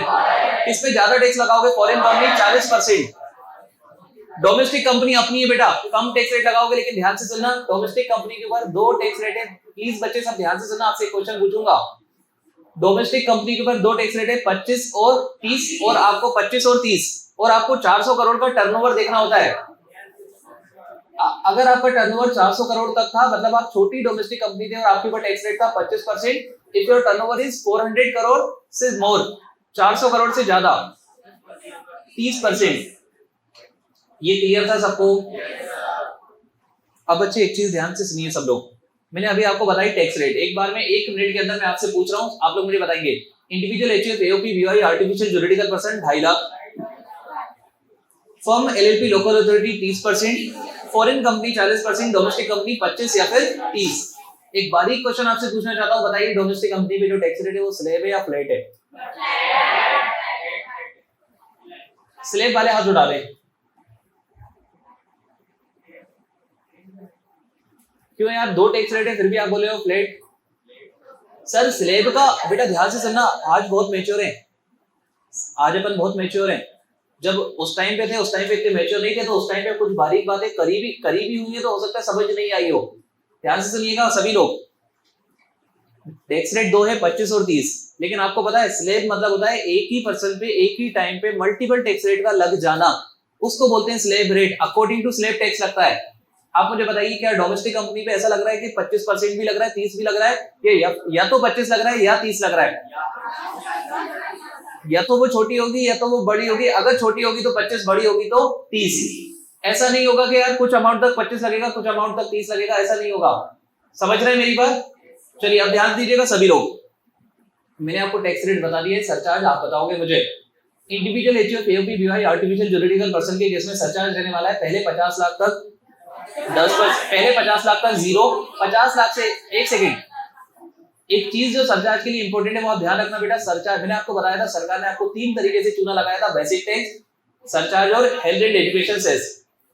आपको पता है बेसिक टैक्स तो हर किसी पे लग गया था, एचईसी तो हर वो पर्सन जिसको टैक्स पे करना है लिफाफे के अंदर पे रख के पे करना है। लेकिन सरचार्ज हर किसी के ऊपर नहीं लगेगा, सरचार्ज सिर्फ अमीरों के ऊपर लगेगा। एक चीज ध्यान रखना, सरचार्ज का रिलेशन सीधा सीधा अमीरी से है। समझ रहे हैं मेरी बात? तो बेटा अमीरी का मतलब individual, HUF, AOP, BY, juridical person के केस में है 50 लाख। अगर आपकी साल भर की इनकम 50 लाख तक है तो आप गरीब माने गए हो और आप पे कोई भी सरचार्ज नहीं लगाया जाएगा। लेकिन अगर आपकी इनकम 50 लाख से ज्यादा है 1 करोड़ के बीच में तो आपका सरचार्ज कितना हो जाएगा 10%। If your income is more than 1 crore and it is up to 2 crore तो आपका सरचार्ज होने वाला है बेटा 15%। If your income is more than 2 crore and it is up to 5 crore तो सरचार्ज होने वाला है 25%। If your income is more than 5 crore तो आपका सरचार्ज होने वाला है 37%। अच्छा, फॉर्म एलएलपी लोकल अथॉरिटी की अमीरी 1 करोड़ से नापी गई थी। अगर उनकी इनकम 1 करोड़ तक है तो नो सरचार्ज, 1 करोड़ से ज्यादा है तो 12%। किसकी बात कर रहा हूं बेटा? वो लोग जिनके ऊपर 30% का टैक्स रेट था। फॉर्म एलएलपी लोकल अथॉरिटी, अगर इनकम 1 करोड़ तक है तो 0, 1 करोड़ से ज्यादा है तो 12%। अच्छा, कोऑपरेटिव सोसाइटी के केस में भी तो एक टैक्स रेट पड़ी थी अपन ने पहले 10,000 तक 10%, 10 से 20 तक 20%, 20 से ज्यादा 30%। और बेटा कोऑपरेटिव सोसाइटी के ऊपर सरचार्ज भी वही सेम वाला लगता है जो फॉर्म के ऊपर लगता है, मतलब 1 करोड़ तक 0, 1 करोड़ से ज्यादा पे 12%। अब एक काम करता हूं, अब थोड़े से ऐसे क्वेश्चन पूछूंगा जो आप मुझे आंसर करना। बेटा आंसर सब लोग इधर ध्यान रखना चाहिए और आंसर करिएगा मुझे। आप मुझे बताइए, foreign company, domestic company, foreign company पे टैक्स है 40%, डोमेस्टिक पे टैक्स है या तो 25 या तो 30।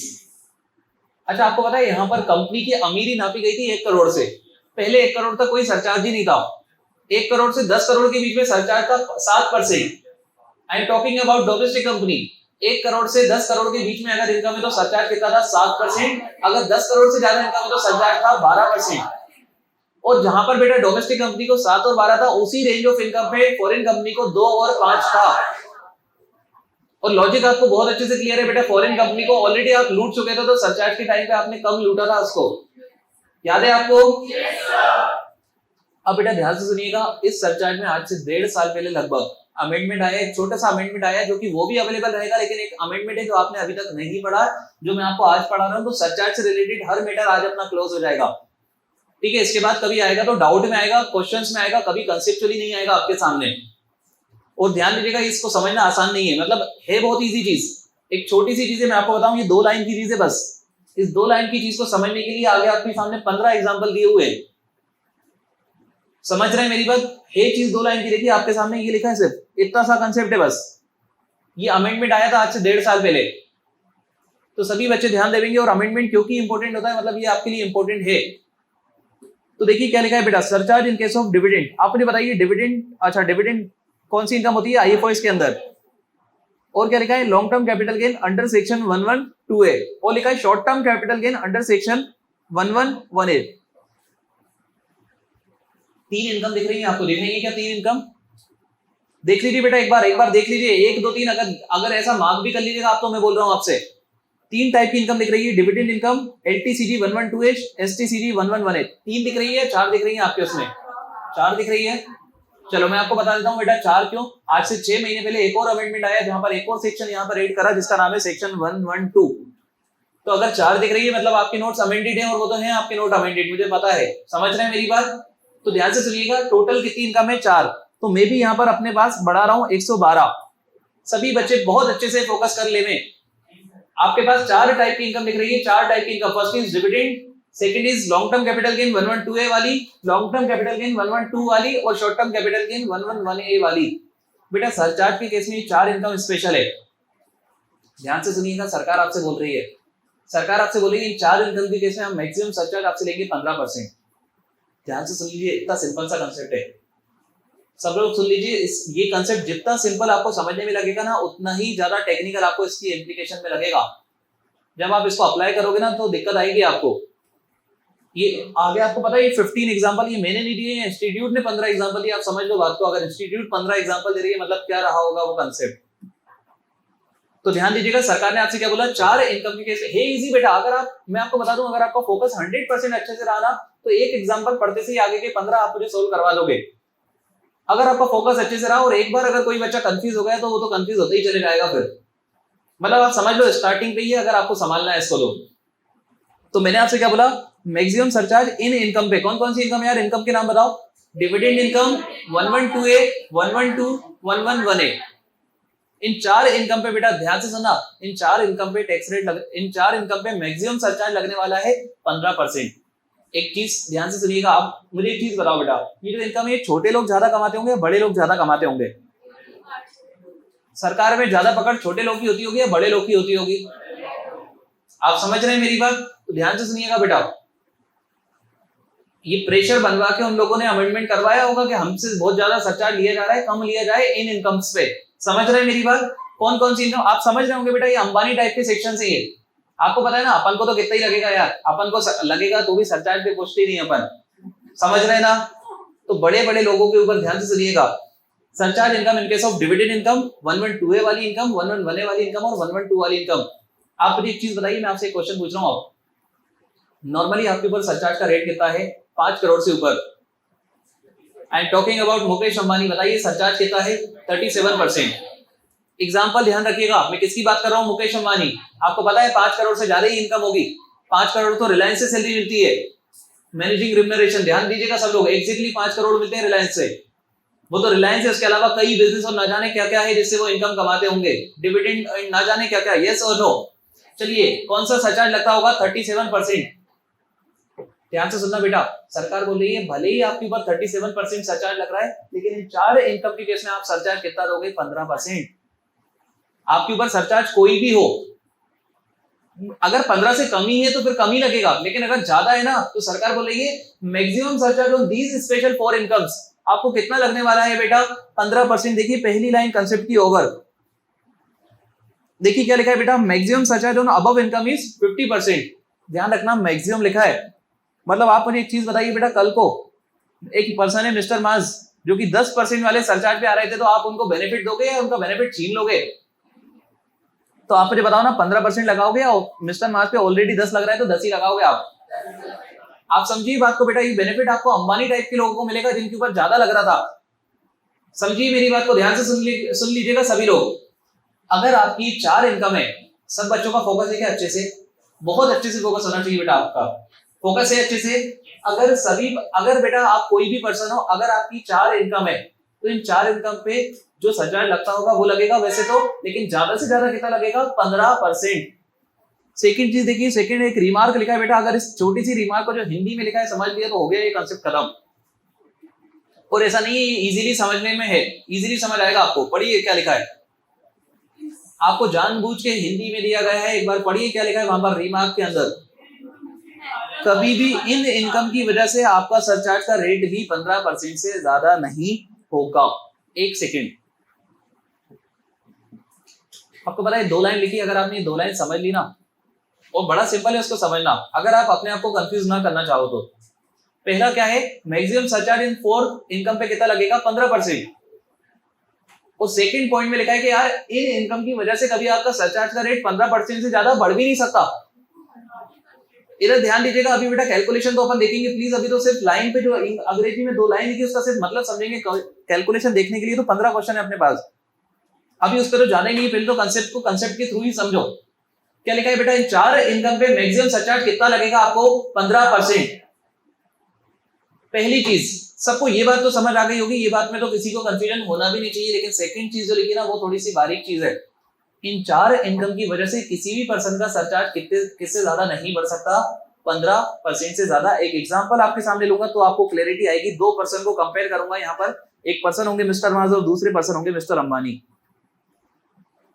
और कहीं भी बेटा गरीब मत समझना अंबानी जी को।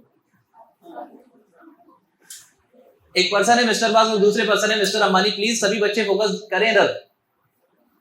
आप मुझे एक चीज बताइए बेटा, मिस्टर मास की इनकम मैं आपको बता देता हूं, मतलब फर्जी है लेकिन। अबे चुप रहे, तो एग्जाम्पल ही खराब करवा दे पूरा। एक पर्सन है जिसकी इनकम है 60 लाख रुपीस और एक दूसरे पर्सन है जिसकी इनकम है 15 करोड़ रुपए। आप मुझे बताइए बेटा, मिस्टर मास पे ऑलरेडी कितना सरचार्ज लग रहा है? ऑलरेडी कितना लग रहा है? 10%। अच्छा, यहाँ पर ये जो मिस्टर मुकेश अंबानी इन पे ऑलरेडी कितना लग रहा है? 37%। मिस्टर मास पे लग रहा है 10% और अंबानी जी पे कितना लग रहा है? 37%। अब इधर ध्यान दीजिएगा सभी लोग। मान लीजिए मिस्टर मास ने लॉन्ग टर्म कैपिटल गेन, ध्यान दीजिए सब लोग। एक पर्सन है मिस्टर मास, इनकम कितनी गिवन है? 60 लाख। अच्छा, दूसरा पर्सन है मिस्टर अंबानी, इनकम कितनी गिवन है? 15 करोड़। आप मुझे बताइए ऑलरेडी मिस्टर मास पे कितना सरचार्ज लग रहा है? 10%। और मिस्टर मुकेश अंबानी पे ऑलरेडी कितना लग रहा है? 15%, 37%। चलिए मान लीजिए बेटा मिस्टर बाज ने पता नहीं कौन सा दिमाग लगाया और लॉन्ग टर्म कैपिटल गेन कमा लिया 15 करोड़। थोड़ा सा फिगर चेंज कर देता हूं, 16 करोड़। इधर ध्यान दो नालायकों, 16 करोड़ का कमाने के बाद भी पार्टी मांग रहे हो। ये नहीं सर बंगला दिला दो, घर दिला दो। लॉन्ग टर्म कैपिटल गेन कितना है आपका? 16 करोड़। अच्छा, मिस्टर मुकेश अंबानी ने भी पता नहीं क्या दिमाग लगाया और लॉन्ग टर्म कैपिटल गेन कमा लिया है 25 करोड़ का। और अब मुझे एक चीज बताओ बेटा, मिस्टर मास की इनकम कितनी हो गई है? 16.60 करोड़। और अंबानी जी की इनकम ऑलरेडी 15 थी, 25 और कर लिए, मतलब कितनी? 40 करोड़। आपको पता है कंसेप्ट आपसे बोल क्या रहा था? ध्यान से सुन लीजिए, इस एग्जांपल से आपको कंसेप्ट 100% क्लियर होना चाहिए। आगे के 14-15 एग्जांपल पूरे सिर्फ आपकी प्रैक्टिस के लिए होना चाहिए। कंसेप्ट बोल रहा था कि यार इस वाली इनकम पे देखिए, मार्क कर रहा हूं आपके सामने येलो कलर से। कंसेप्ट बोला था इस वाली इनकम पे मैक्सिमम सरचार्ज आपका रहेगा 15%। इस वाली इनकम पे मैक्सिमम सरचार्ज आपका कितना रहेगा यार? 15%। अच्छा, इस इनकम की वजह से कभी भी आपका सरचार्ज का रेट 15% से ज्यादा नहीं होगा। आप मुझे बताओ मिस्टर मुकेश अंबानी पे इस इनकम की वजह से सरचार्ज बढ़ रहा है या ऑलरेडी 37 था? तो मुझे बताइए ना, आज भी उनकी इस वाली इनकम पे कौन सा सरचार्ज लगता रहेगा? 37%। क्योंकि बेटा मिस्टर मुकेश अंबानी पे ऑलरेडी कौन सा था? 37%। अरे वो इसकी वजह से थोड़ी बढ़ा है, ऑलरेडी वो कितना था? 37%। तो आज भी कितना लगेगा? 37%। और इस इनकम पे कितना लगेगा? 15%। Exactly opposite case of mister माज। गरीब मत समझना। Long term capital gain 16 crore रुपए। आप मुझे बताइए बेटा, इस लॉन्ग टर्म कैपिटल गेन पे मैक्सिमम सरचार्ज आपको कितना लगेगा? बेटा किसी बच्चे को 15%, इस पे तो डाउट ही नहीं होना चाहिए कि इस पे 15% लगेगा मैक्सिमम। और बेटा अमाउंट आपको इतना सारा दिख रहा है, मतलब वो सरचार्ज की सभी लिमिट क्रॉस कर जाएगा, मतलब कितना लग जाएगा इस पे? 15%। लेकिन एक चीज बताइए, मिस्टर मास को ऑलरेडी कितना लग रहा था? 10%। इस इनकम की वजह से पता है कितने पे पहुंच जाएंगे मिस्टर मास? 37%। लेकिन ना ना ना, इस आपको रुक जाना है यहाँ पर। क्या आपका सरचार्ज का रेट 15% से क्रॉस करने की वजह ये लॉन्ग टर्म कैपिटल गेन या फिर ये स्पेशल इनकम है? अगर आपका आंसर है जाए हाँ, तो बेटा ध्यान रखना उस अदर इनकम पे भी मैक्सिमम सरचार्ज आपको फिर 15% ही लगेगा। ध्यान से सुन लीजिए, आगे के पूरे क्वेश्चन प्रैक्टिस के होना चाहिए। और अभी मैंने कंपाइल नहीं करा है इस कंसेप्ट को, प्लीज ध्यान दीजिए, वापस से हल्के में मत लेना। बहुत टेक्निकल, एक मतलब बहुत अलग लेवल का एक कंसेप्ट है, इजी है। आगे के 15 क्वेश्चन करेंगे, जब आपको वो क्वेश्चन बनने चाहिए, अगर आप बोलोगे समझ आ चुका है। ध्यान दीजिएगा हर बच्चे, वापस से बेटा ये एग्जांपल आपको दिख रहा है मिस्टर अंबानी, कल ही लूंगा अब मैं। तो कल अपन पढ़ रहे थे अमेंडमेंट को पढ़ने से पहले आपको पहले मुझे नॉर्मल बता दीजिए पहले क्या होता था। आप मुझे बताइए बेटा, सरचार्ज के रेट इंडिविजुअल के केस में क्या क्या थे? पहले 50 लाख तक 0, 50 लाख से 1 करोड़ के बीच में कितना था? 10%, 1 करोड़ से 2 करोड़ के बीच में है 15%, 2 करोड़ से 5 करोड़ 25, और 5 करोड़ से ज्यादा 37%। ये थे आपके सरचार्ज के रेट। अच्छा, इसमें कुछ अमेंडमेंट आई आपके सामने, और अमेंडमेंट के लिए कौन सी 4 स्पेशल इनकम को इन्होंने पकड़ा। कौन कौन सी इनकम है बेटा? इनकम आपको याद रखना पड़ेगी। देखिए कौन कौन सी इनकम है? Dividend income, long term capital gain under section 112A, short term capital gain under section 111A, और एक और सेक्शन यहाँ पर ऐड हो गया था, सेक्शन नंबर 112। बच्चे सभी लोग बहुत अच्छे से ध्यान से सुन ले वापस से, क्योंकि इस कंसेप्ट में आपको याद रखने की बहुत लिमिटेड चीजें, 2-3 छोटी छोटी सी बातें जो आपको याद रखनी है। जिसमें पहली चीज तो ये 4 स्पेशल इनकम। कौन कौन सी इनकम है यार? डिविडेंड इनकम, डिविडेंड के अलावा एलटीसीडी की 112A और 112, और एसटीसीडी की कौन सी यार? 111A। इन 4 इनकम के केस में सरकार बोलती है आपसे मैक्सिमम सरचार्ज हम लेंगे कितना परसेंट? 15%। सभी बच्चे अच्छे से ध्यान देना यार, इन 4 इनकम के केस में सरकार आपसे क्या बोल रही है? सरचार्ज कितना लेंगे? मैक्सिमम 15%। और सरकार एक और रिलैक्सेशन आपको दे रही है। एक रिलैक्सेशन तो क्या दिया कि यार इन इनकम के केस में सरचार्ज मैक्सिमम कितना लगने वाला है आपको? 15%। दूसरा जो आपको बेनिफिट दिया सरकार ने वो ये दिया कि यार इन इनकम की वजह से अगर आपका सरचार्ज बढ़ता भी है ना, तो मैक्सिमम पता है कहां तक बढ़ेगा? 15%। कभी भी 15% क्रॉस नहीं करेगा। किस किस को ये बात क्लियर है? कल मैंने जो 2 एग्जांपल आपके सामने लिए थे बेटा, वहीं से क्लास में इंटरप्शन हो गया था, तो उन एग्जांपल को मैं वापस से ले रहा हूं। आपके पास एक एग्जांपल था मिस्टर अंबानी का और एक एग्जांपल है मिस्टर मास का। चलिए, लेकिन आज मैं एक्सपेक्ट कर रहा हूं बहुत सारे बच्चों ने कल उस चीज को देख लिया था, तो आप मुझे आंसर करेंगे।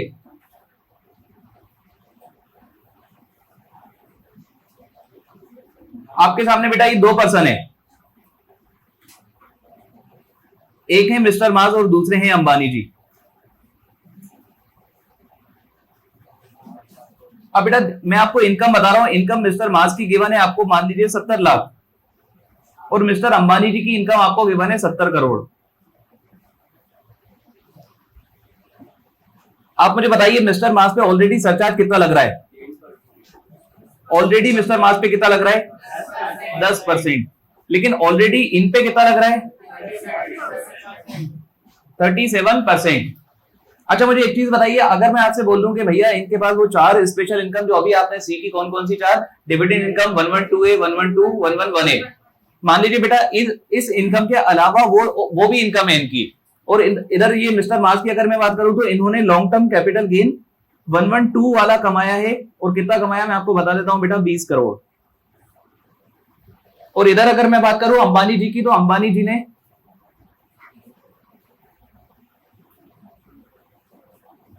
बेटा अंबानी जी ने भी लॉन्ग टर्म कैपिटल गेन 112 वाला कमाया, और ये जो लॉन्ग टर्म कैपिटल गेन 112 वाला इन्होंने कमाया, ये है इनका 35 करोड़ रुपए।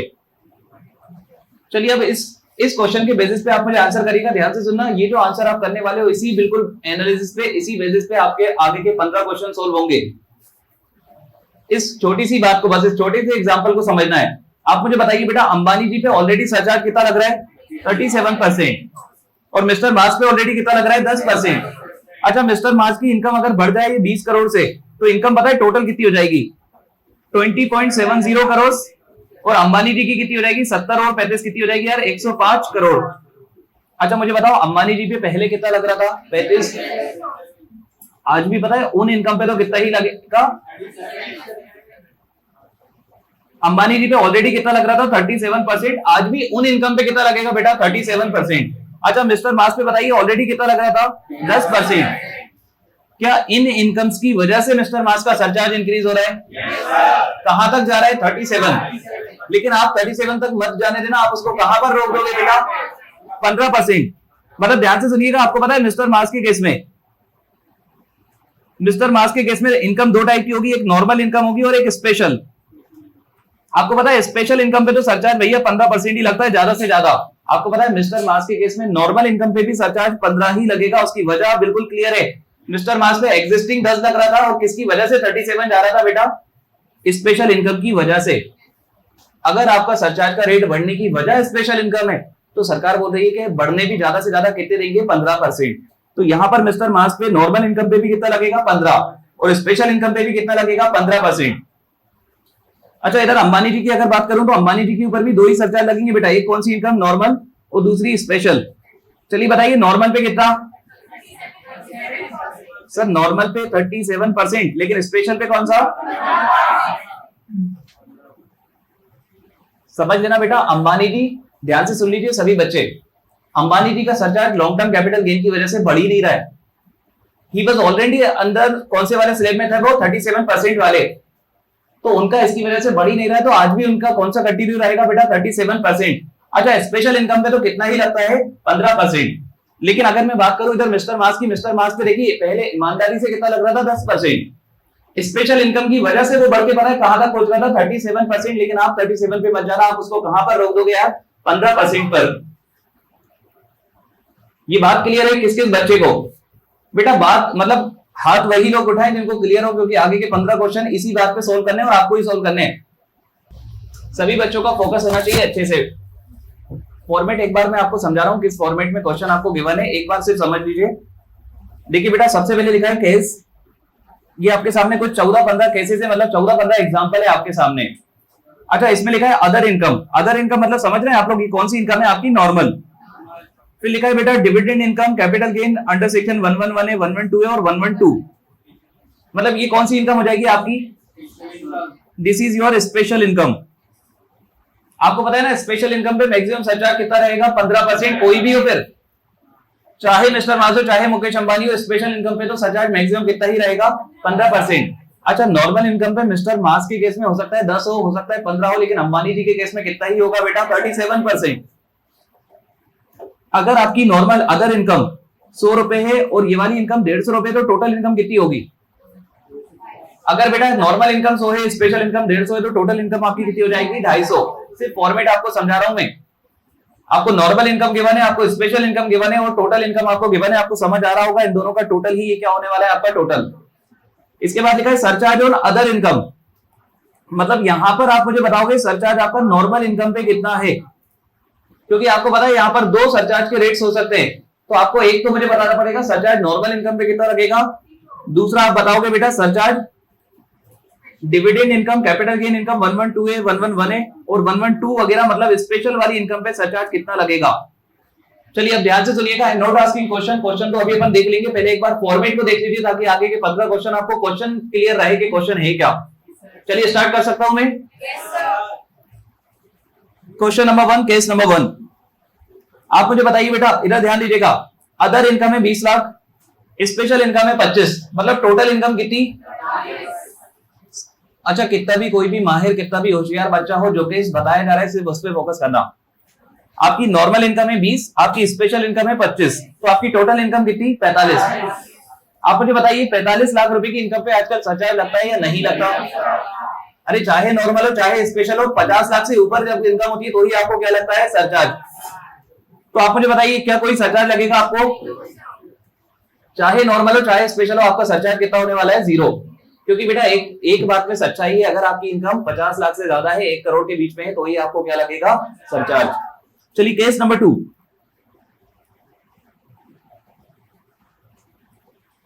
आपकी नॉर्मल इनकम है 45, आपकी स्पेशल इनकम है 50। अच्छा ध्यान से सुनना, ऐसा कोई वर्ड नहीं है स्पेशल इनकम नॉर्मल इनकम, ये तो मैं आपको बोल रहा हूं समझाने के पर्सपेक्टिव से, ठीक है। वो 4 इनकम स्पेशल है इन केस ऑफ सरचार्ज, तो नॉर्मल इनकम है 45, स्पेशल इनकम है 50, मतलब टोटल इनकम बताइए मुझे कितनी 95। अच्छा मुझे एक चीज बताइए, 95 लाख रुपीस की इनकम पे कितना सरचार्ज लगता है, कितना लगता है बेटा 10%। आपको पता है तो 10% लग जाएगा दोनों ही इनकम पर। यहां पर आपको 2 रेट करने की जरूरत ही नहीं, क्योंकि 2 रेट तो आपको जब करना पड़ेगी जब आपकी सरचार्ज, जब आपकी इनकम बेटा वो 25% या 37 पे पहुंचेगी ना, तो आपको रोकना पड़ेगा। यहां पर आपको रोकने की जरूरत ही नहीं, क्योंकि यहां पर बेटा आपकी इनकम ही कितनी है 10% वाले स्लेब में, तो 10, क्योंकि बेटा जो अपन ने पढ़ा है वो मैक्सिमम 15 था, दैट वाज मैक्सिमम 15, वो 15 फिक्स नहीं है, दैट वाज मैक्सिमम 15। अगर इनकम आपकी ज्यादा होगी तो ही वो लगेगा 15%। चलिए एग्जांपल, किस किस को एग्जांपल नंबर 2 क्लियर है बेटा। हर क्वेश्चन में हर बच्चा ईमानदारी से आंसर करना, क्योंकि अगर किसी पॉइंट में दिक्कत है तो उसी टाइम पे अपन इसको रिजॉल्व करेंगे। चलिए अगले क्वेश्चन से मैं आपसे बिल्कुल पूछूंगा क्लियर है या नहीं, अगर क्लियर नहीं हो तो प्लीज बता दीजिए यार, कोई भी बच्चा इसमें बिल्कुल शर्माना मत। केस नंबर 3, आपकी नॉर्मल इनकम है 45, स्पेशल इनकम है 70, तो आपकी टोटल इनकम हो गई 115। अच्छा 115 की इनकम पे कितना सरचार्ज लगता है आप बताइए मुझे, कितना लगता है 15%। तो 2 सरचार्ज होंगे या एक ही होगा। आपको पता है नॉर्मल वाली इनकम पे भी कितना लग जाएगा 15, और स्पेशल वाली पे भी कितना लग जाएगा 15। आपको पता है जो कंसेप्ट अपन ने पढ़ा है ना, वो अभी तक तो एप्लीकेबल ही नहीं हुआ है। वो एप्लीकेबल शायद जब होगा जब आपकी इनकम 2 करोड़ से क्रॉस कर जाए, है ना। अभी तक वो कंसेप्ट को छुआ ही नहीं है अपन ने। एग्जांपल नंबर 3, किस किस बच्चे को क्लियर है बेटा, अच्छे से हाथ उठाएं एक बार, अच्छे से, जो पूछूं अच्छे से हाथ उठाना, अगर क्लियर हो तो, और नहीं क्लियर हो तो भी खुद से हाथ उठा के बता देना सर क्लियर नहीं है, प्लीज रिपीट कर दीजिए। चलिए अच्छा ये इंपॉर्टेंट है इसलिए आपके एग्जाम के पर्सपेक्टिव से, जी बोलिए।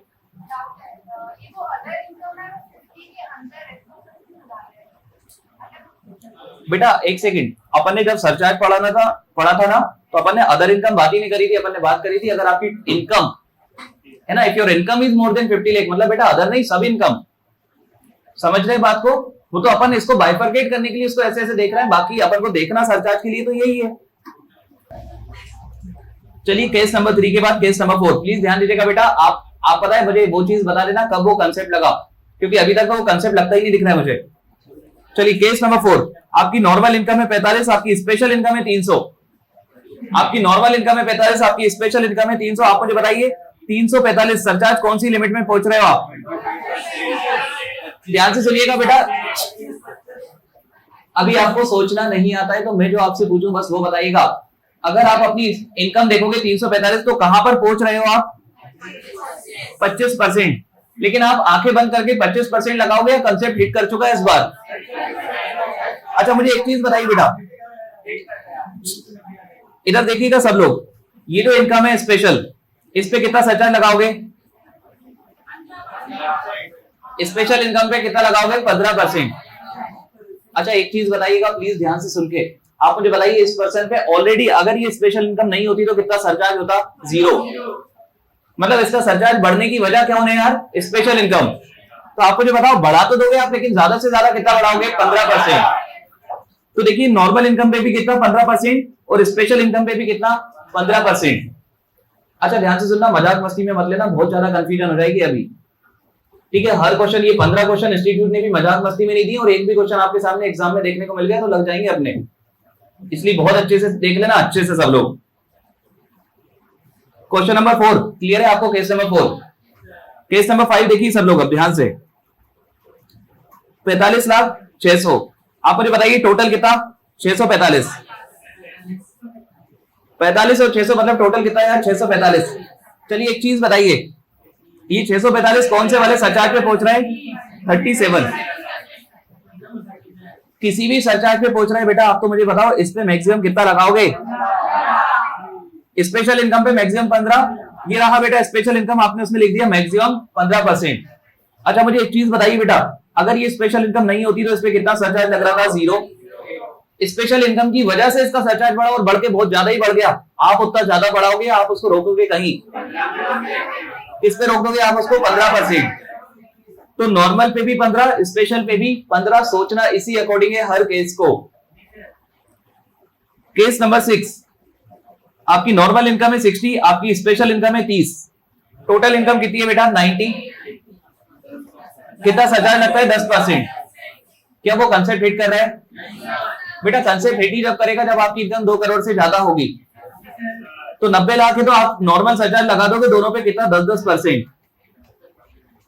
इसके बाद केस नंबर 7,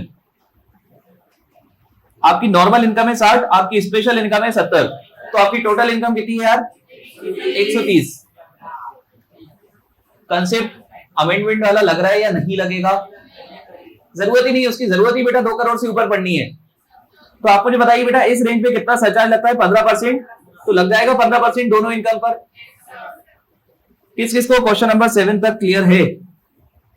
यहां तक बिल्कुल बिल्कुल अच्छे से क्लैरिटी है, कोई डाउट नहीं है, कोई कंफ्यूजन नहीं है। चलिए एक काम करते, अभी आएगी बेटा थोड़ी सी कंफ्यूजन, बस अगर जैसे ही आपको आ जाए ना तो आप पूछ लीजिएगा बस। क्वेश्चन नंबर 8, आपकी नॉर्मल इनकम है 60, आपकी स्पेशल इनकम है 300, तो टोटल कितनी हो गई है? 360। अच्छा 360 पे कितना सरचार्ज लगता है? 25। 25 लगाओगे या इस पे तो 15 ही लगाओगे? इस पे 15। अच्छा इस पे ऑलरेडी कितना लग रहा था सर? एग्जिस्टिंग लग रहा था 10, लेकिन सर इसकी वजह से ये बढ़ के कहां पहुंच रहा है? 25। 25 पहुंचाओगे या रोक दोगे? कितना लगाओगे यार? 15%। पक्का क्लियर है? चलिए क्वेश्चन नंबर 7, क्वेश्चन नंबर 8 के बाद क्वेश्चन नंबर 9, आपकी नॉर्मल इनकम है 60, आपकी स्पेशल इनकम है 700, चलिए बताइए कौन सी होगी? टोटल इनकम कितनी? 760। कहां पर पहुंच चुके हो? 37%। अच्छा ईमानदारी से आंसर करना, क्या आप स्पेशल इनकम पे कभी भी 37 लगाओगे या मैक्सिमम 15? अच्छा क्या नॉर्मल इनकम भी बढ़ने की वजह वही है? क्या नॉर्मल इनकम पे सरचार्ज बढ़ने की वजह स्पेशल इनकम है? यस। तो आप इसको बढ़ाओगे, लेकिन ज्यादा से ज्यादा पता है कितना? 15। तो देखिए आप इस क्वेश्चन का आंसर भी 15% और 15%। अभी तो ध्यान से सुनना, अभी तो अपन एनालिसिस कर रहे हैं कि कौन सा परसेंटेज लगेगा, कैलकुलेशन तो अभी अपन को आता ही नहीं और कोई आइडिया नहीं कि कैलकुलेशन कैसे होगा। वो सिंपल है, एक क्वेश्चन बता दूंगा, एक ही बार में कैलकुलेशन आ जाएगा। अभी तो अपन रेट डिसाइड कर रहे हैं कि कौन सी वाली इनकम पे कौन सा सरचार्ज लगने वाला है। समझ रहे हैं क्या मेरी बात? फोकस करिएगा सभी बच्चे। We are just identifying rate of surcharge की what rate is applicable on what, मतलब कौन सी वाली इनकम पे कौन सा वाला रेट लगने वाला है। कैलकुलेशन की बात नहीं हो रही अभी। चलिए आगे अपन देखते हैं क्वेश्चन नंबर 10।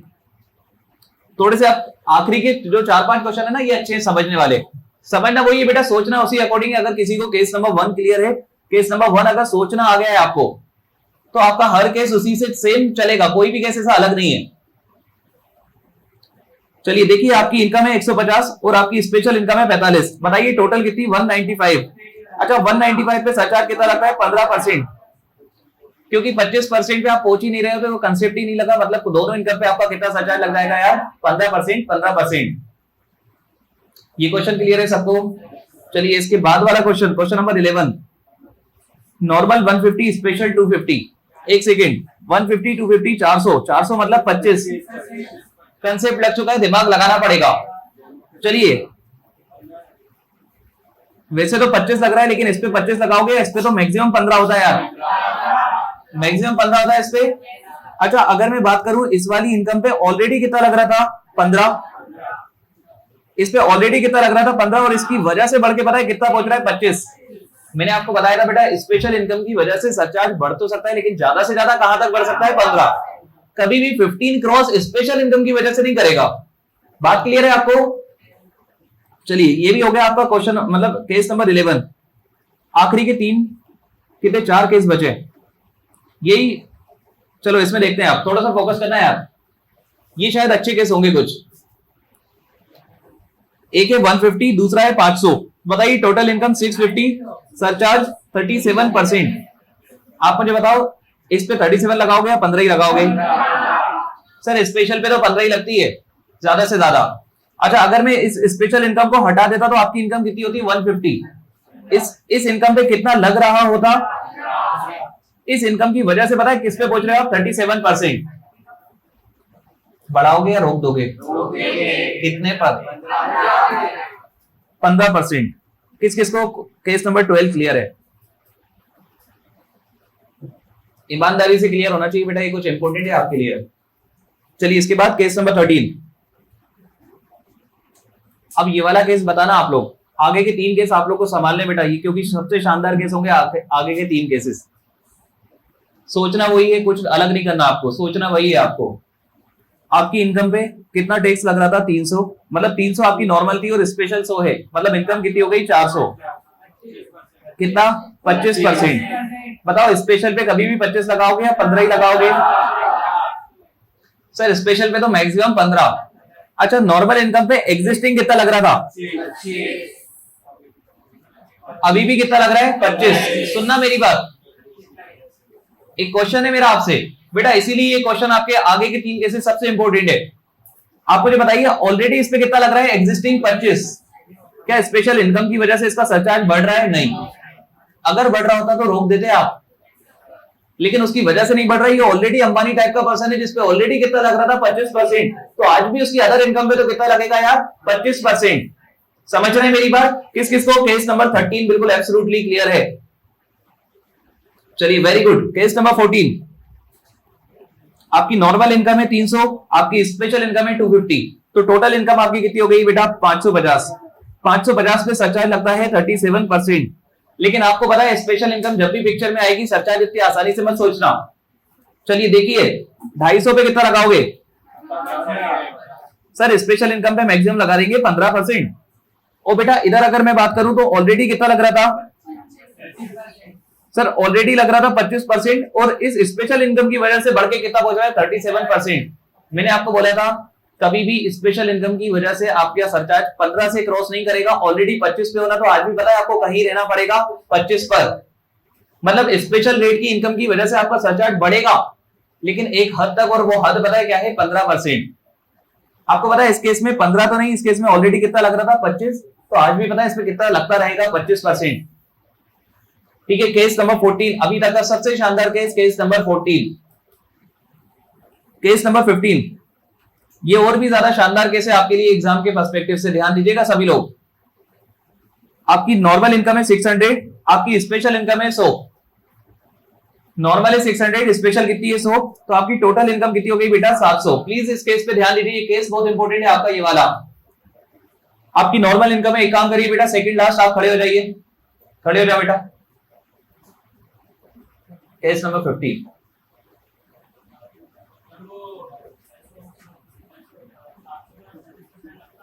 ये 600 है, ये 100 है, मतलब टोटल कितनी है, 700। एक सेकेंड, अब मैं उनसे ही पूछूंगा, 700 पे कितना सरचार्ज लगेगा बेटा, 37। लेकिन स्पेशल इनकम पिक्चर में आ रही है, तो ऐसे नहीं सोचोगे डायरेक्टली। चलिए, आप मुझे एक चीज बताइए बेटा, स्पेशल इनकम पे मैक्सिमम कितना लगता है? इस केस में कितना लगा दोगे, 15%। अच्छा, स्पेशल इनकम अगर नहीं होती तो आपके ऊपर ऑलरेडी कितना लग रहा था, 37%। क्या आपका सरचार्ज स्पेशल इनकम की वजह से बढ़ रहा है? नहीं, आप ऑलरेडी अंबानी थे। देखिए, आप मैंने एग्जांपल आपको जानबूझ के इसलिए लिया था बेटा अंबानी वाला। आप ऑलरेडी अंबानी थे, आपके ऊपर ऑलरेडी कितना सरचार्ज लग रहा था 37%, तो आपके ऊपर आज भी बेटा कितना लगेगा अदर इनकम पे 37%, लेकिन स्पेशल वाली इनकम पे आपको कितना लगेगा मात्र 15%। क्या आपको बात क्लियर है? चलिए बैठ जाइए सब लोग। एक काम करिए बेटा, किसी को अगर कोई क्वेरी हो, कोई दिक्कत हो तो प्लीज एक बार देख लीजिए। नहीं बेटा, इनकम देखेंगे तो ये वाली अपन, मैं क्वेश्चन समझ गया, उसका क्वेश्चन शानदार है, बैठ जाइए मैं बता देता हूं उसका क्वेश्चन क्या है। बताए उसका क्वेश्चन क्या है मैं आपको, बेटा अभी इसका एक क्वेश्चन समझ लो, उसका क्वेश्चन अलग है। उसका क्वेश्चन है सर इस इनकम पे 10 लगाएं या 15 लगाएं, क्योंकि 15% तो मैक्सिमम बताया था बेटा, ध्यान रखना सरचार्ज देखते टाइम इनकम तो आपको ये वाली देखनी होती है टोटल इनकम। तो क्या टोटल इनकम 15 से क्रॉस कर रही थी? यस। तो यहां पर आप कितना लगाओगे बेटा 15%, और यहां कितना लगाओगे आप, जो भी आपका एग्जिस्टिंग है, फिर अकॉर्डिंग जो आपने सीखा वैसा। चलिए एक काम करिए बेटा, अब मैं आपको एक और इंपॉर्टेंट कंसेप्ट पढ़ाना चाहता हूं, उसके पहले एक बार मुझे एक कंसेप्ट रिवाइज करवा दीजिए, और वो रिवाइज आप ही लोग करवा पाएंगे, मुझे वो बिल्कुल भी मुझे ध्यान नहीं है। सेक्शन नंबर 45 सबसेक्शन 1, जल्दी से सेक्शन बताइए कौन सा सेक्शन था? Section 45 subsection 1।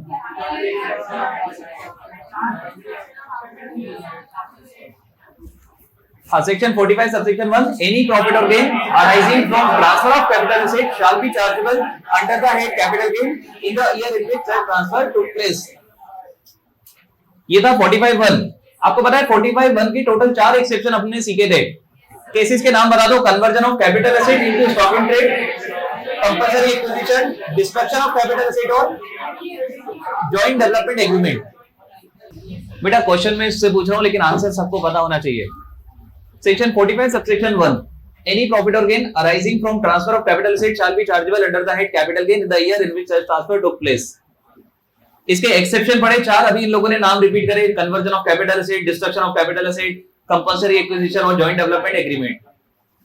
एक्सेप्शन है किस चीज का?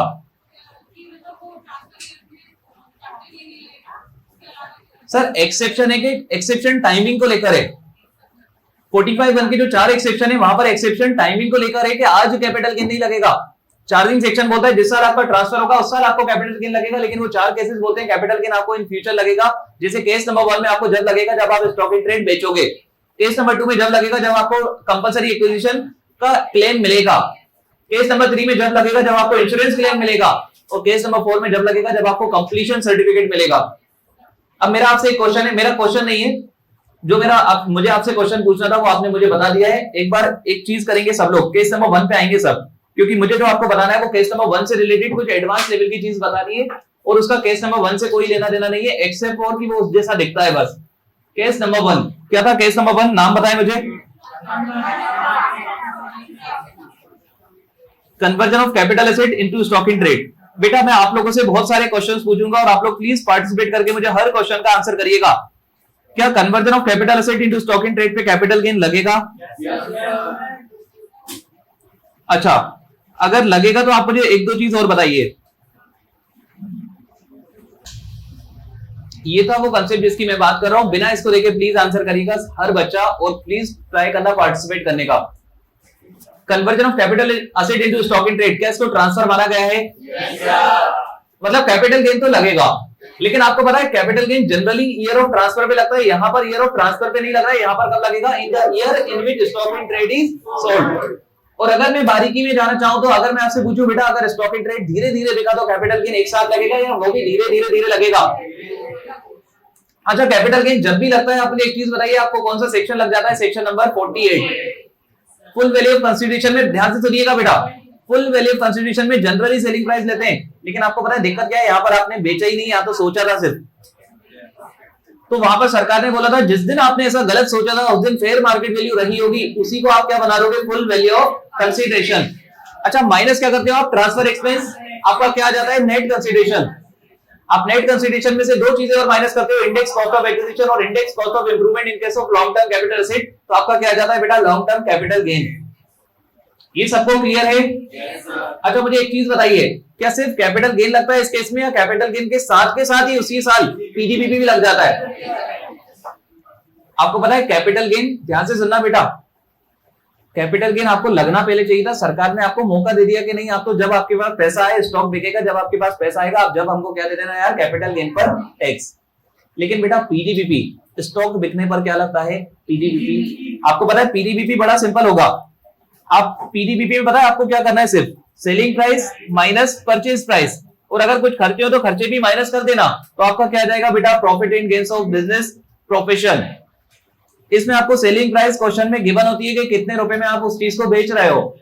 इसमें परचेज प्राइस आपको गिवन नहीं होती, तो बेटा ध्यान रखना, जब आपने सेक्शन नंबर 48 में फेयर मार्केट वैल्यू को फुल वैल्यू ऑफ कंसिडरेशन लिया था ना, वही फुल वैल्यू ऑफ कंसिडरेशन आपकी पता है क्या बन जाएगी? Purchase price. और भैया अगर क्वेश्चन में अलग से कुछ लिखा हो कि आपने 5 लाख रुपए पर फ्लैट का खर्चा किया, तो उस खर्चे को भी आप क्या कर देना? माइनस कर देना। आपने देखा था ऐसा क्वेश्चन, तो आपका क्या जाएगा? पीडीबीपी। अब इससे रिलेटेड मुझे आपको कुछ बताना है जिसका इससे कोई भी लेना देना नहीं है। ध्यान से सुनिएगा, एक चीज मैंने आपको यहां पर छुड़वाई हुई है।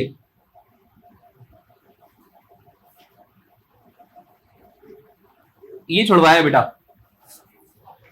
देखो आप लोग क्या छुड़वाया? Conversion of stock in trade into capital asset.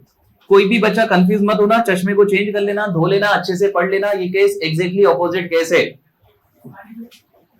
ठीक है? Conversion of capital asset into stock in trade नहीं है बेटा, ये कौन सा है? Conversion of stock in trade into capital asset. अब मेरी बात ध्यान से सुनिएगा, इस कंसेप्ट में मुझे आपको कुछ भी नई चीज नहीं बतानी है। इस कंसेप्ट में मुझे आपको कोई भी नई चीज नहीं बतानी है बेटा। जो कंसेप्ट आपको उसमें पता है ना, उसी के अकॉर्डिंग यहां पर सब कुछ होगा। एक काम करिए बेटा, अपने लॉजिक के अकॉर्डिंग आप चीजें बताइएगा, देखते हैं आप बता पाओगे या नहीं। चलिए सभी बच्चे फोकस करें बहुत अच्छे से। वापस से रिपीट कर देता हूं बेटा, जो केस नंबर 1 आपका कैपिटल गेन में बहुत इंपॉर्टेंट है, ये वो केस नहीं है, ये एग्जैक्टली ऑपोजिट केस है, जो कि कैपिटल गेन नहीं शायद पीडीबीपी में जाएगा। आप पढ़ यहां पर रहे हो, जाएगा पीडीबीपी में। ध्यान दीजिए सब लोग, conversion of SIT into capital asset. एक काम करता हूं बेटा, आपको एक बार पीडीबीपी को भी एक बार दिखाना चाहता हूं। सेक्शन नंबर 28 में कहीं ऐसा कुछ लिखा था, मुझे जितना ध्यान आ रहा है। सेक्शन नंबर 28 में पॉइंट नंबर 10 में देखिए आप क्या लिखा है? Fair market value of inventory as on the date on which it is converted into capital asset shall be taxable under the head PGBP. मैंने आपको बताया था बेटा, कल तक अगर कोई चीज आपका स्टॉक इन ट्रेड है, कल तक आप बिल्डर थे, अगर आप एकदम से सोच लेते हो कि आज से मैं उस चीज को बेचूंगा नहीं, तो आपके सोचने पे आपको टैक्स लग जाएगा पीडीबीपी के अंदर। मैंने आपको बताया था सेक्शन नंबर 28, याद है आपको एग्जांपल? अब ध्यान से सुनिएगा बेटा, तो ये इनकम कहां टैक्सेबल होने वाली? सिर्फ सोच लेने पे आपको टैक्स लग जाएगा, पता है कहां पर? Section number 28 PGBP. और पीडीबीपी में साफ लिखा है fair market value of inventory on conversion date is taxable under the head पीडीबीपी।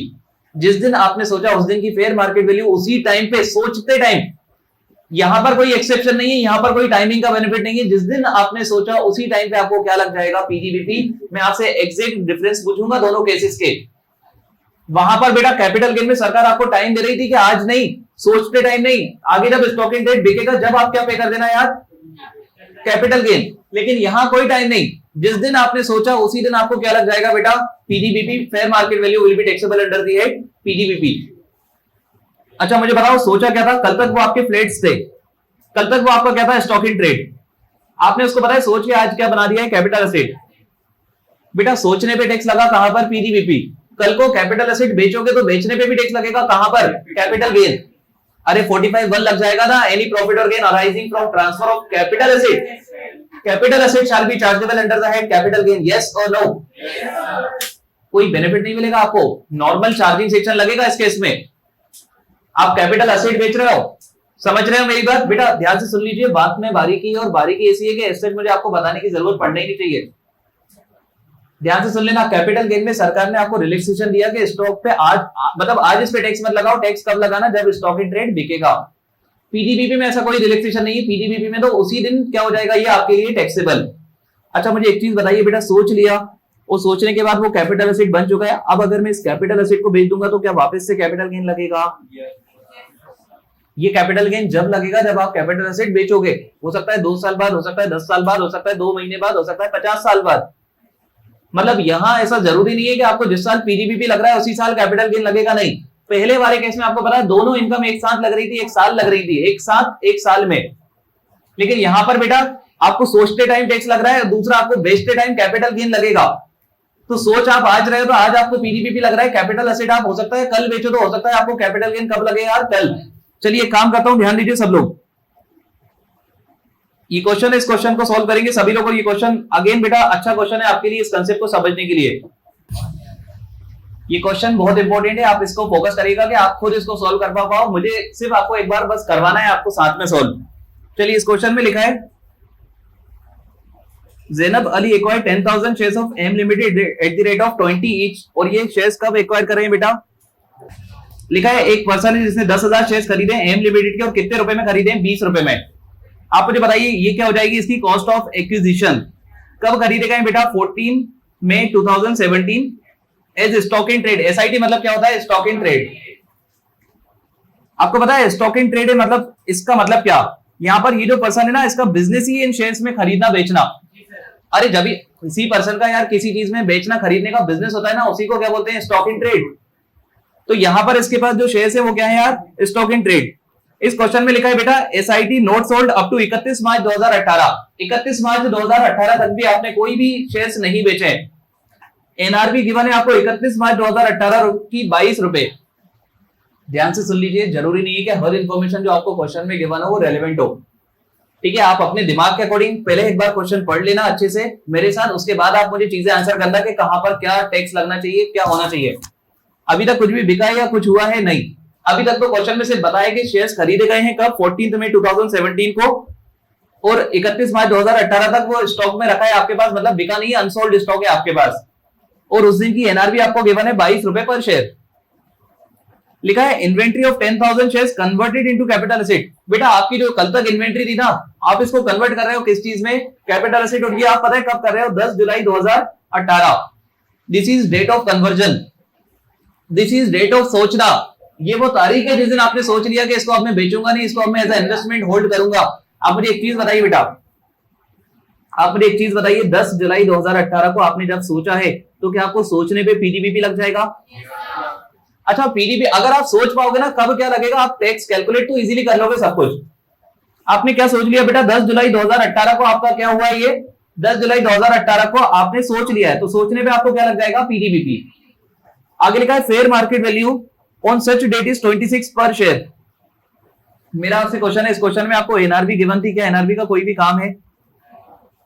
ध्यान से सुनना बेटा, मैंने आपको एनआरबी वर्ड यूज ही नहीं करा था, मैंने आपको यूज करा था कि fair market value of inventory as on the date on which it is converted into capital asset shall be taxable under the head पीडीपीपी।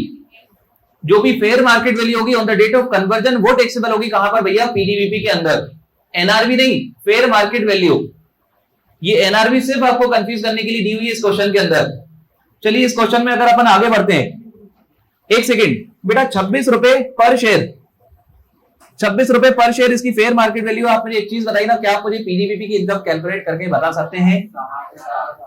बेटा ध्यान से सुनना, आपने ये शेयर बेच रहे हो, आपका सेलिंग प्राइस हो रहा है पता है कितना?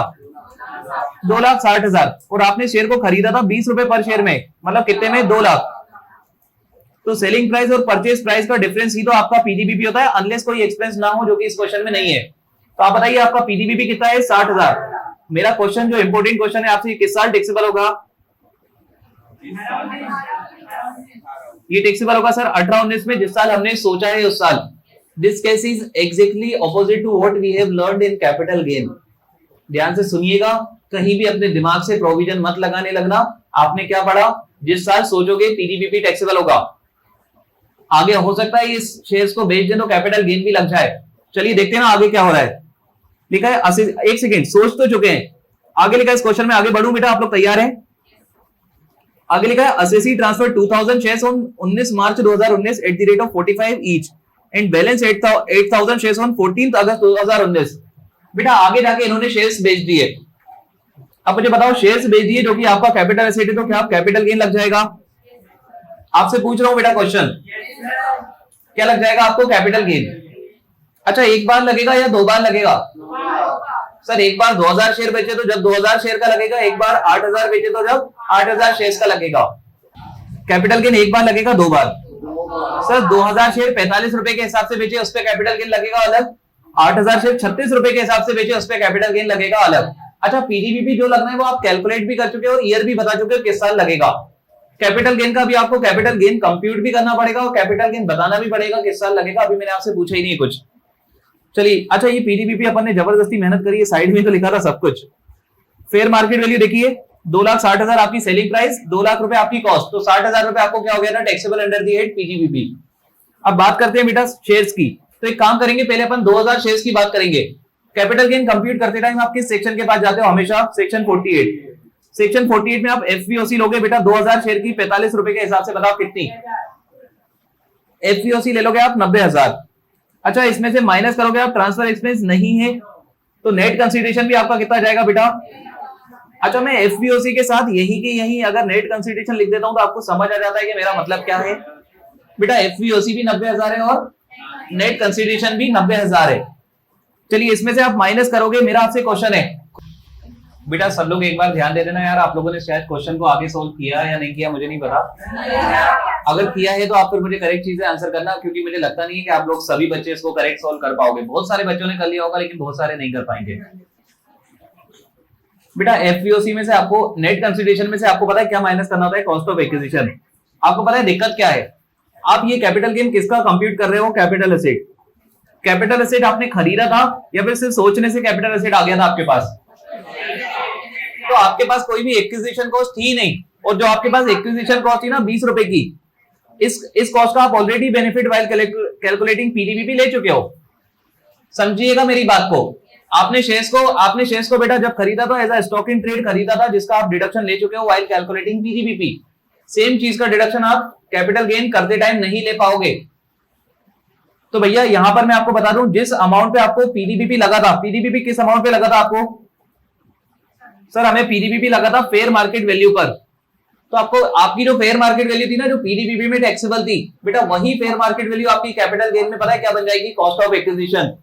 दिस इज एग्जैक्टली सेम जो अपने केस नंबर 1 में होता है। केस नंबर 1 में कैपिटल गेन में जो फेयर मार्केट वैल्यू होती है ना, वही पीडीबीपी कैलकुलेट करते टाइम आपकी पता है परचेज प्राइस बनती है। सेम चीज यहां पर, जो पीडीबीपी कैलकुलेट करते टाइम फेयर मार्केट वैल्यू, वही फेयर मार्केट वैल्यू पता है? एक सेकंड, आप मुझे बताइए ना, पीडीबीपी कैलकुलेट करते टाइम आपने फेयर मार्केट वैल्यू क्या 2,60,000 ली थी? यस। मतलब इस 2,60,000 रुपए की इनकम पे आप ऑलरेडी कहां पर टैक्स पे कर चुके हो? पीडीबीपी। सरकार आपसे डुअल टैक्स नहीं मांगेगी, सरकार आपसे बोलेगी कि अगर आप 2,60,000 से भी ज्यादा कमाओ तो आप कैपिटल गेन पे करना।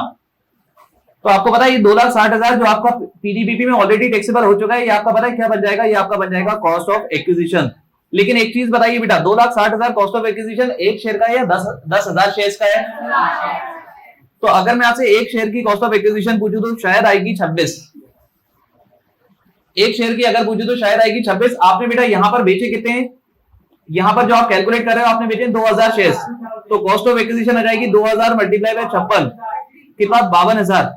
शेयर्स वगैरह में कोई भी इंप्रूवमेंट आज तक कोई करवा नहीं पाया, आप लोग करवा के देख लेना एक आध बार। 38,000 रुपए का आपका क्या जाएगा बेटा? Long term capital gain. चलिए काम करते हैं, इसी क्वेश्चन को यहीं के यहीं। अच्छा अभी क्या अभी हुआ है, इधर ध्यान से सुनो सब लोग। इसी क्वेश्चन को अपन अगर 8,000 शेयर्स का बात करें तो बेटा 8,000 शेयर्स आपने बेचे कितने के हिसाब से हैं? 36। तो बताइए जल्दी से फुल वैल्यू ऑफ कंसिडरेशन बताइए मुझे। सर 2,88,000 कैसे कैलकुलेट करा भैया? बता देता हूं कुछ नालायक बच्चों के लिए। 8,000 शेयर्स मल्टीप्लाई बाय 36 तो कितना आ गया आपका? 2,88,000। अच्छा कॉस्ट ऑफ एक्विजिशन कितनी थी? 26 रुपए पर शेयर। तो 8,000 मल्टीप्लाई बाय 26 बताइए कितना? तो इस बार आपका कैपिटल गेन कितना आ जाएगा? आपका कैपिटल गेन आ जाएगा बेटा 80,000। ध्यान दीजिए 38,000 80,000। एक चीज मैं आपको बता दूं, प्लीज इस क्वेश्चन को एक बार, जिन बच्चों को अगर क्लैरिटी नहीं हो एक बार खुद से देख लीजिएगा। इस क्वेश्चन में है इससे कुछ नहीं, इस चीज को देख लीजिएगा। बस एक चीज फोकस रखना जो आप लोगों ने सोचा नहीं बहुत अच्छे से। बेटा आप मुझे एक चीज बता दो, आप लोगों ने इंडेक्सेशन क्यों नहीं लिया?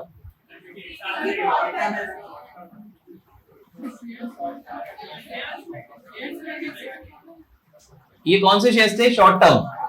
आपको पता है अगर ये लॉन्ग टर्म कैपिटल गेन होता तो बेटा आपको सोचना पड़ता कि इंडेक्सेशन लेना है या नहीं लेना, और it will depend upon 112A लग रहा है या नहीं लग रहा। अगर 112A लग जाता तो आप इंडेक्सेशन नहीं लेते, और 112A नहीं लगता तो आपको इंडेक्सेशन लेना पड़ता। सबसे बारीक पॉइंट है ये कैपिटल गेन का, और एग्जाम का सबसे फेवरेट मैं आपको बता दूं, एग्जाम में जब कैपिटल गेन का क्वेश्चन आएगा तो वो दो ही टाइप के कैपिटल एसेट पे आता है जनरली, या तो इमूवेबल प्रॉपर्टी होगी मतलब घर, या तो घर होता है बेटा, या फिर होता है शेयर्स।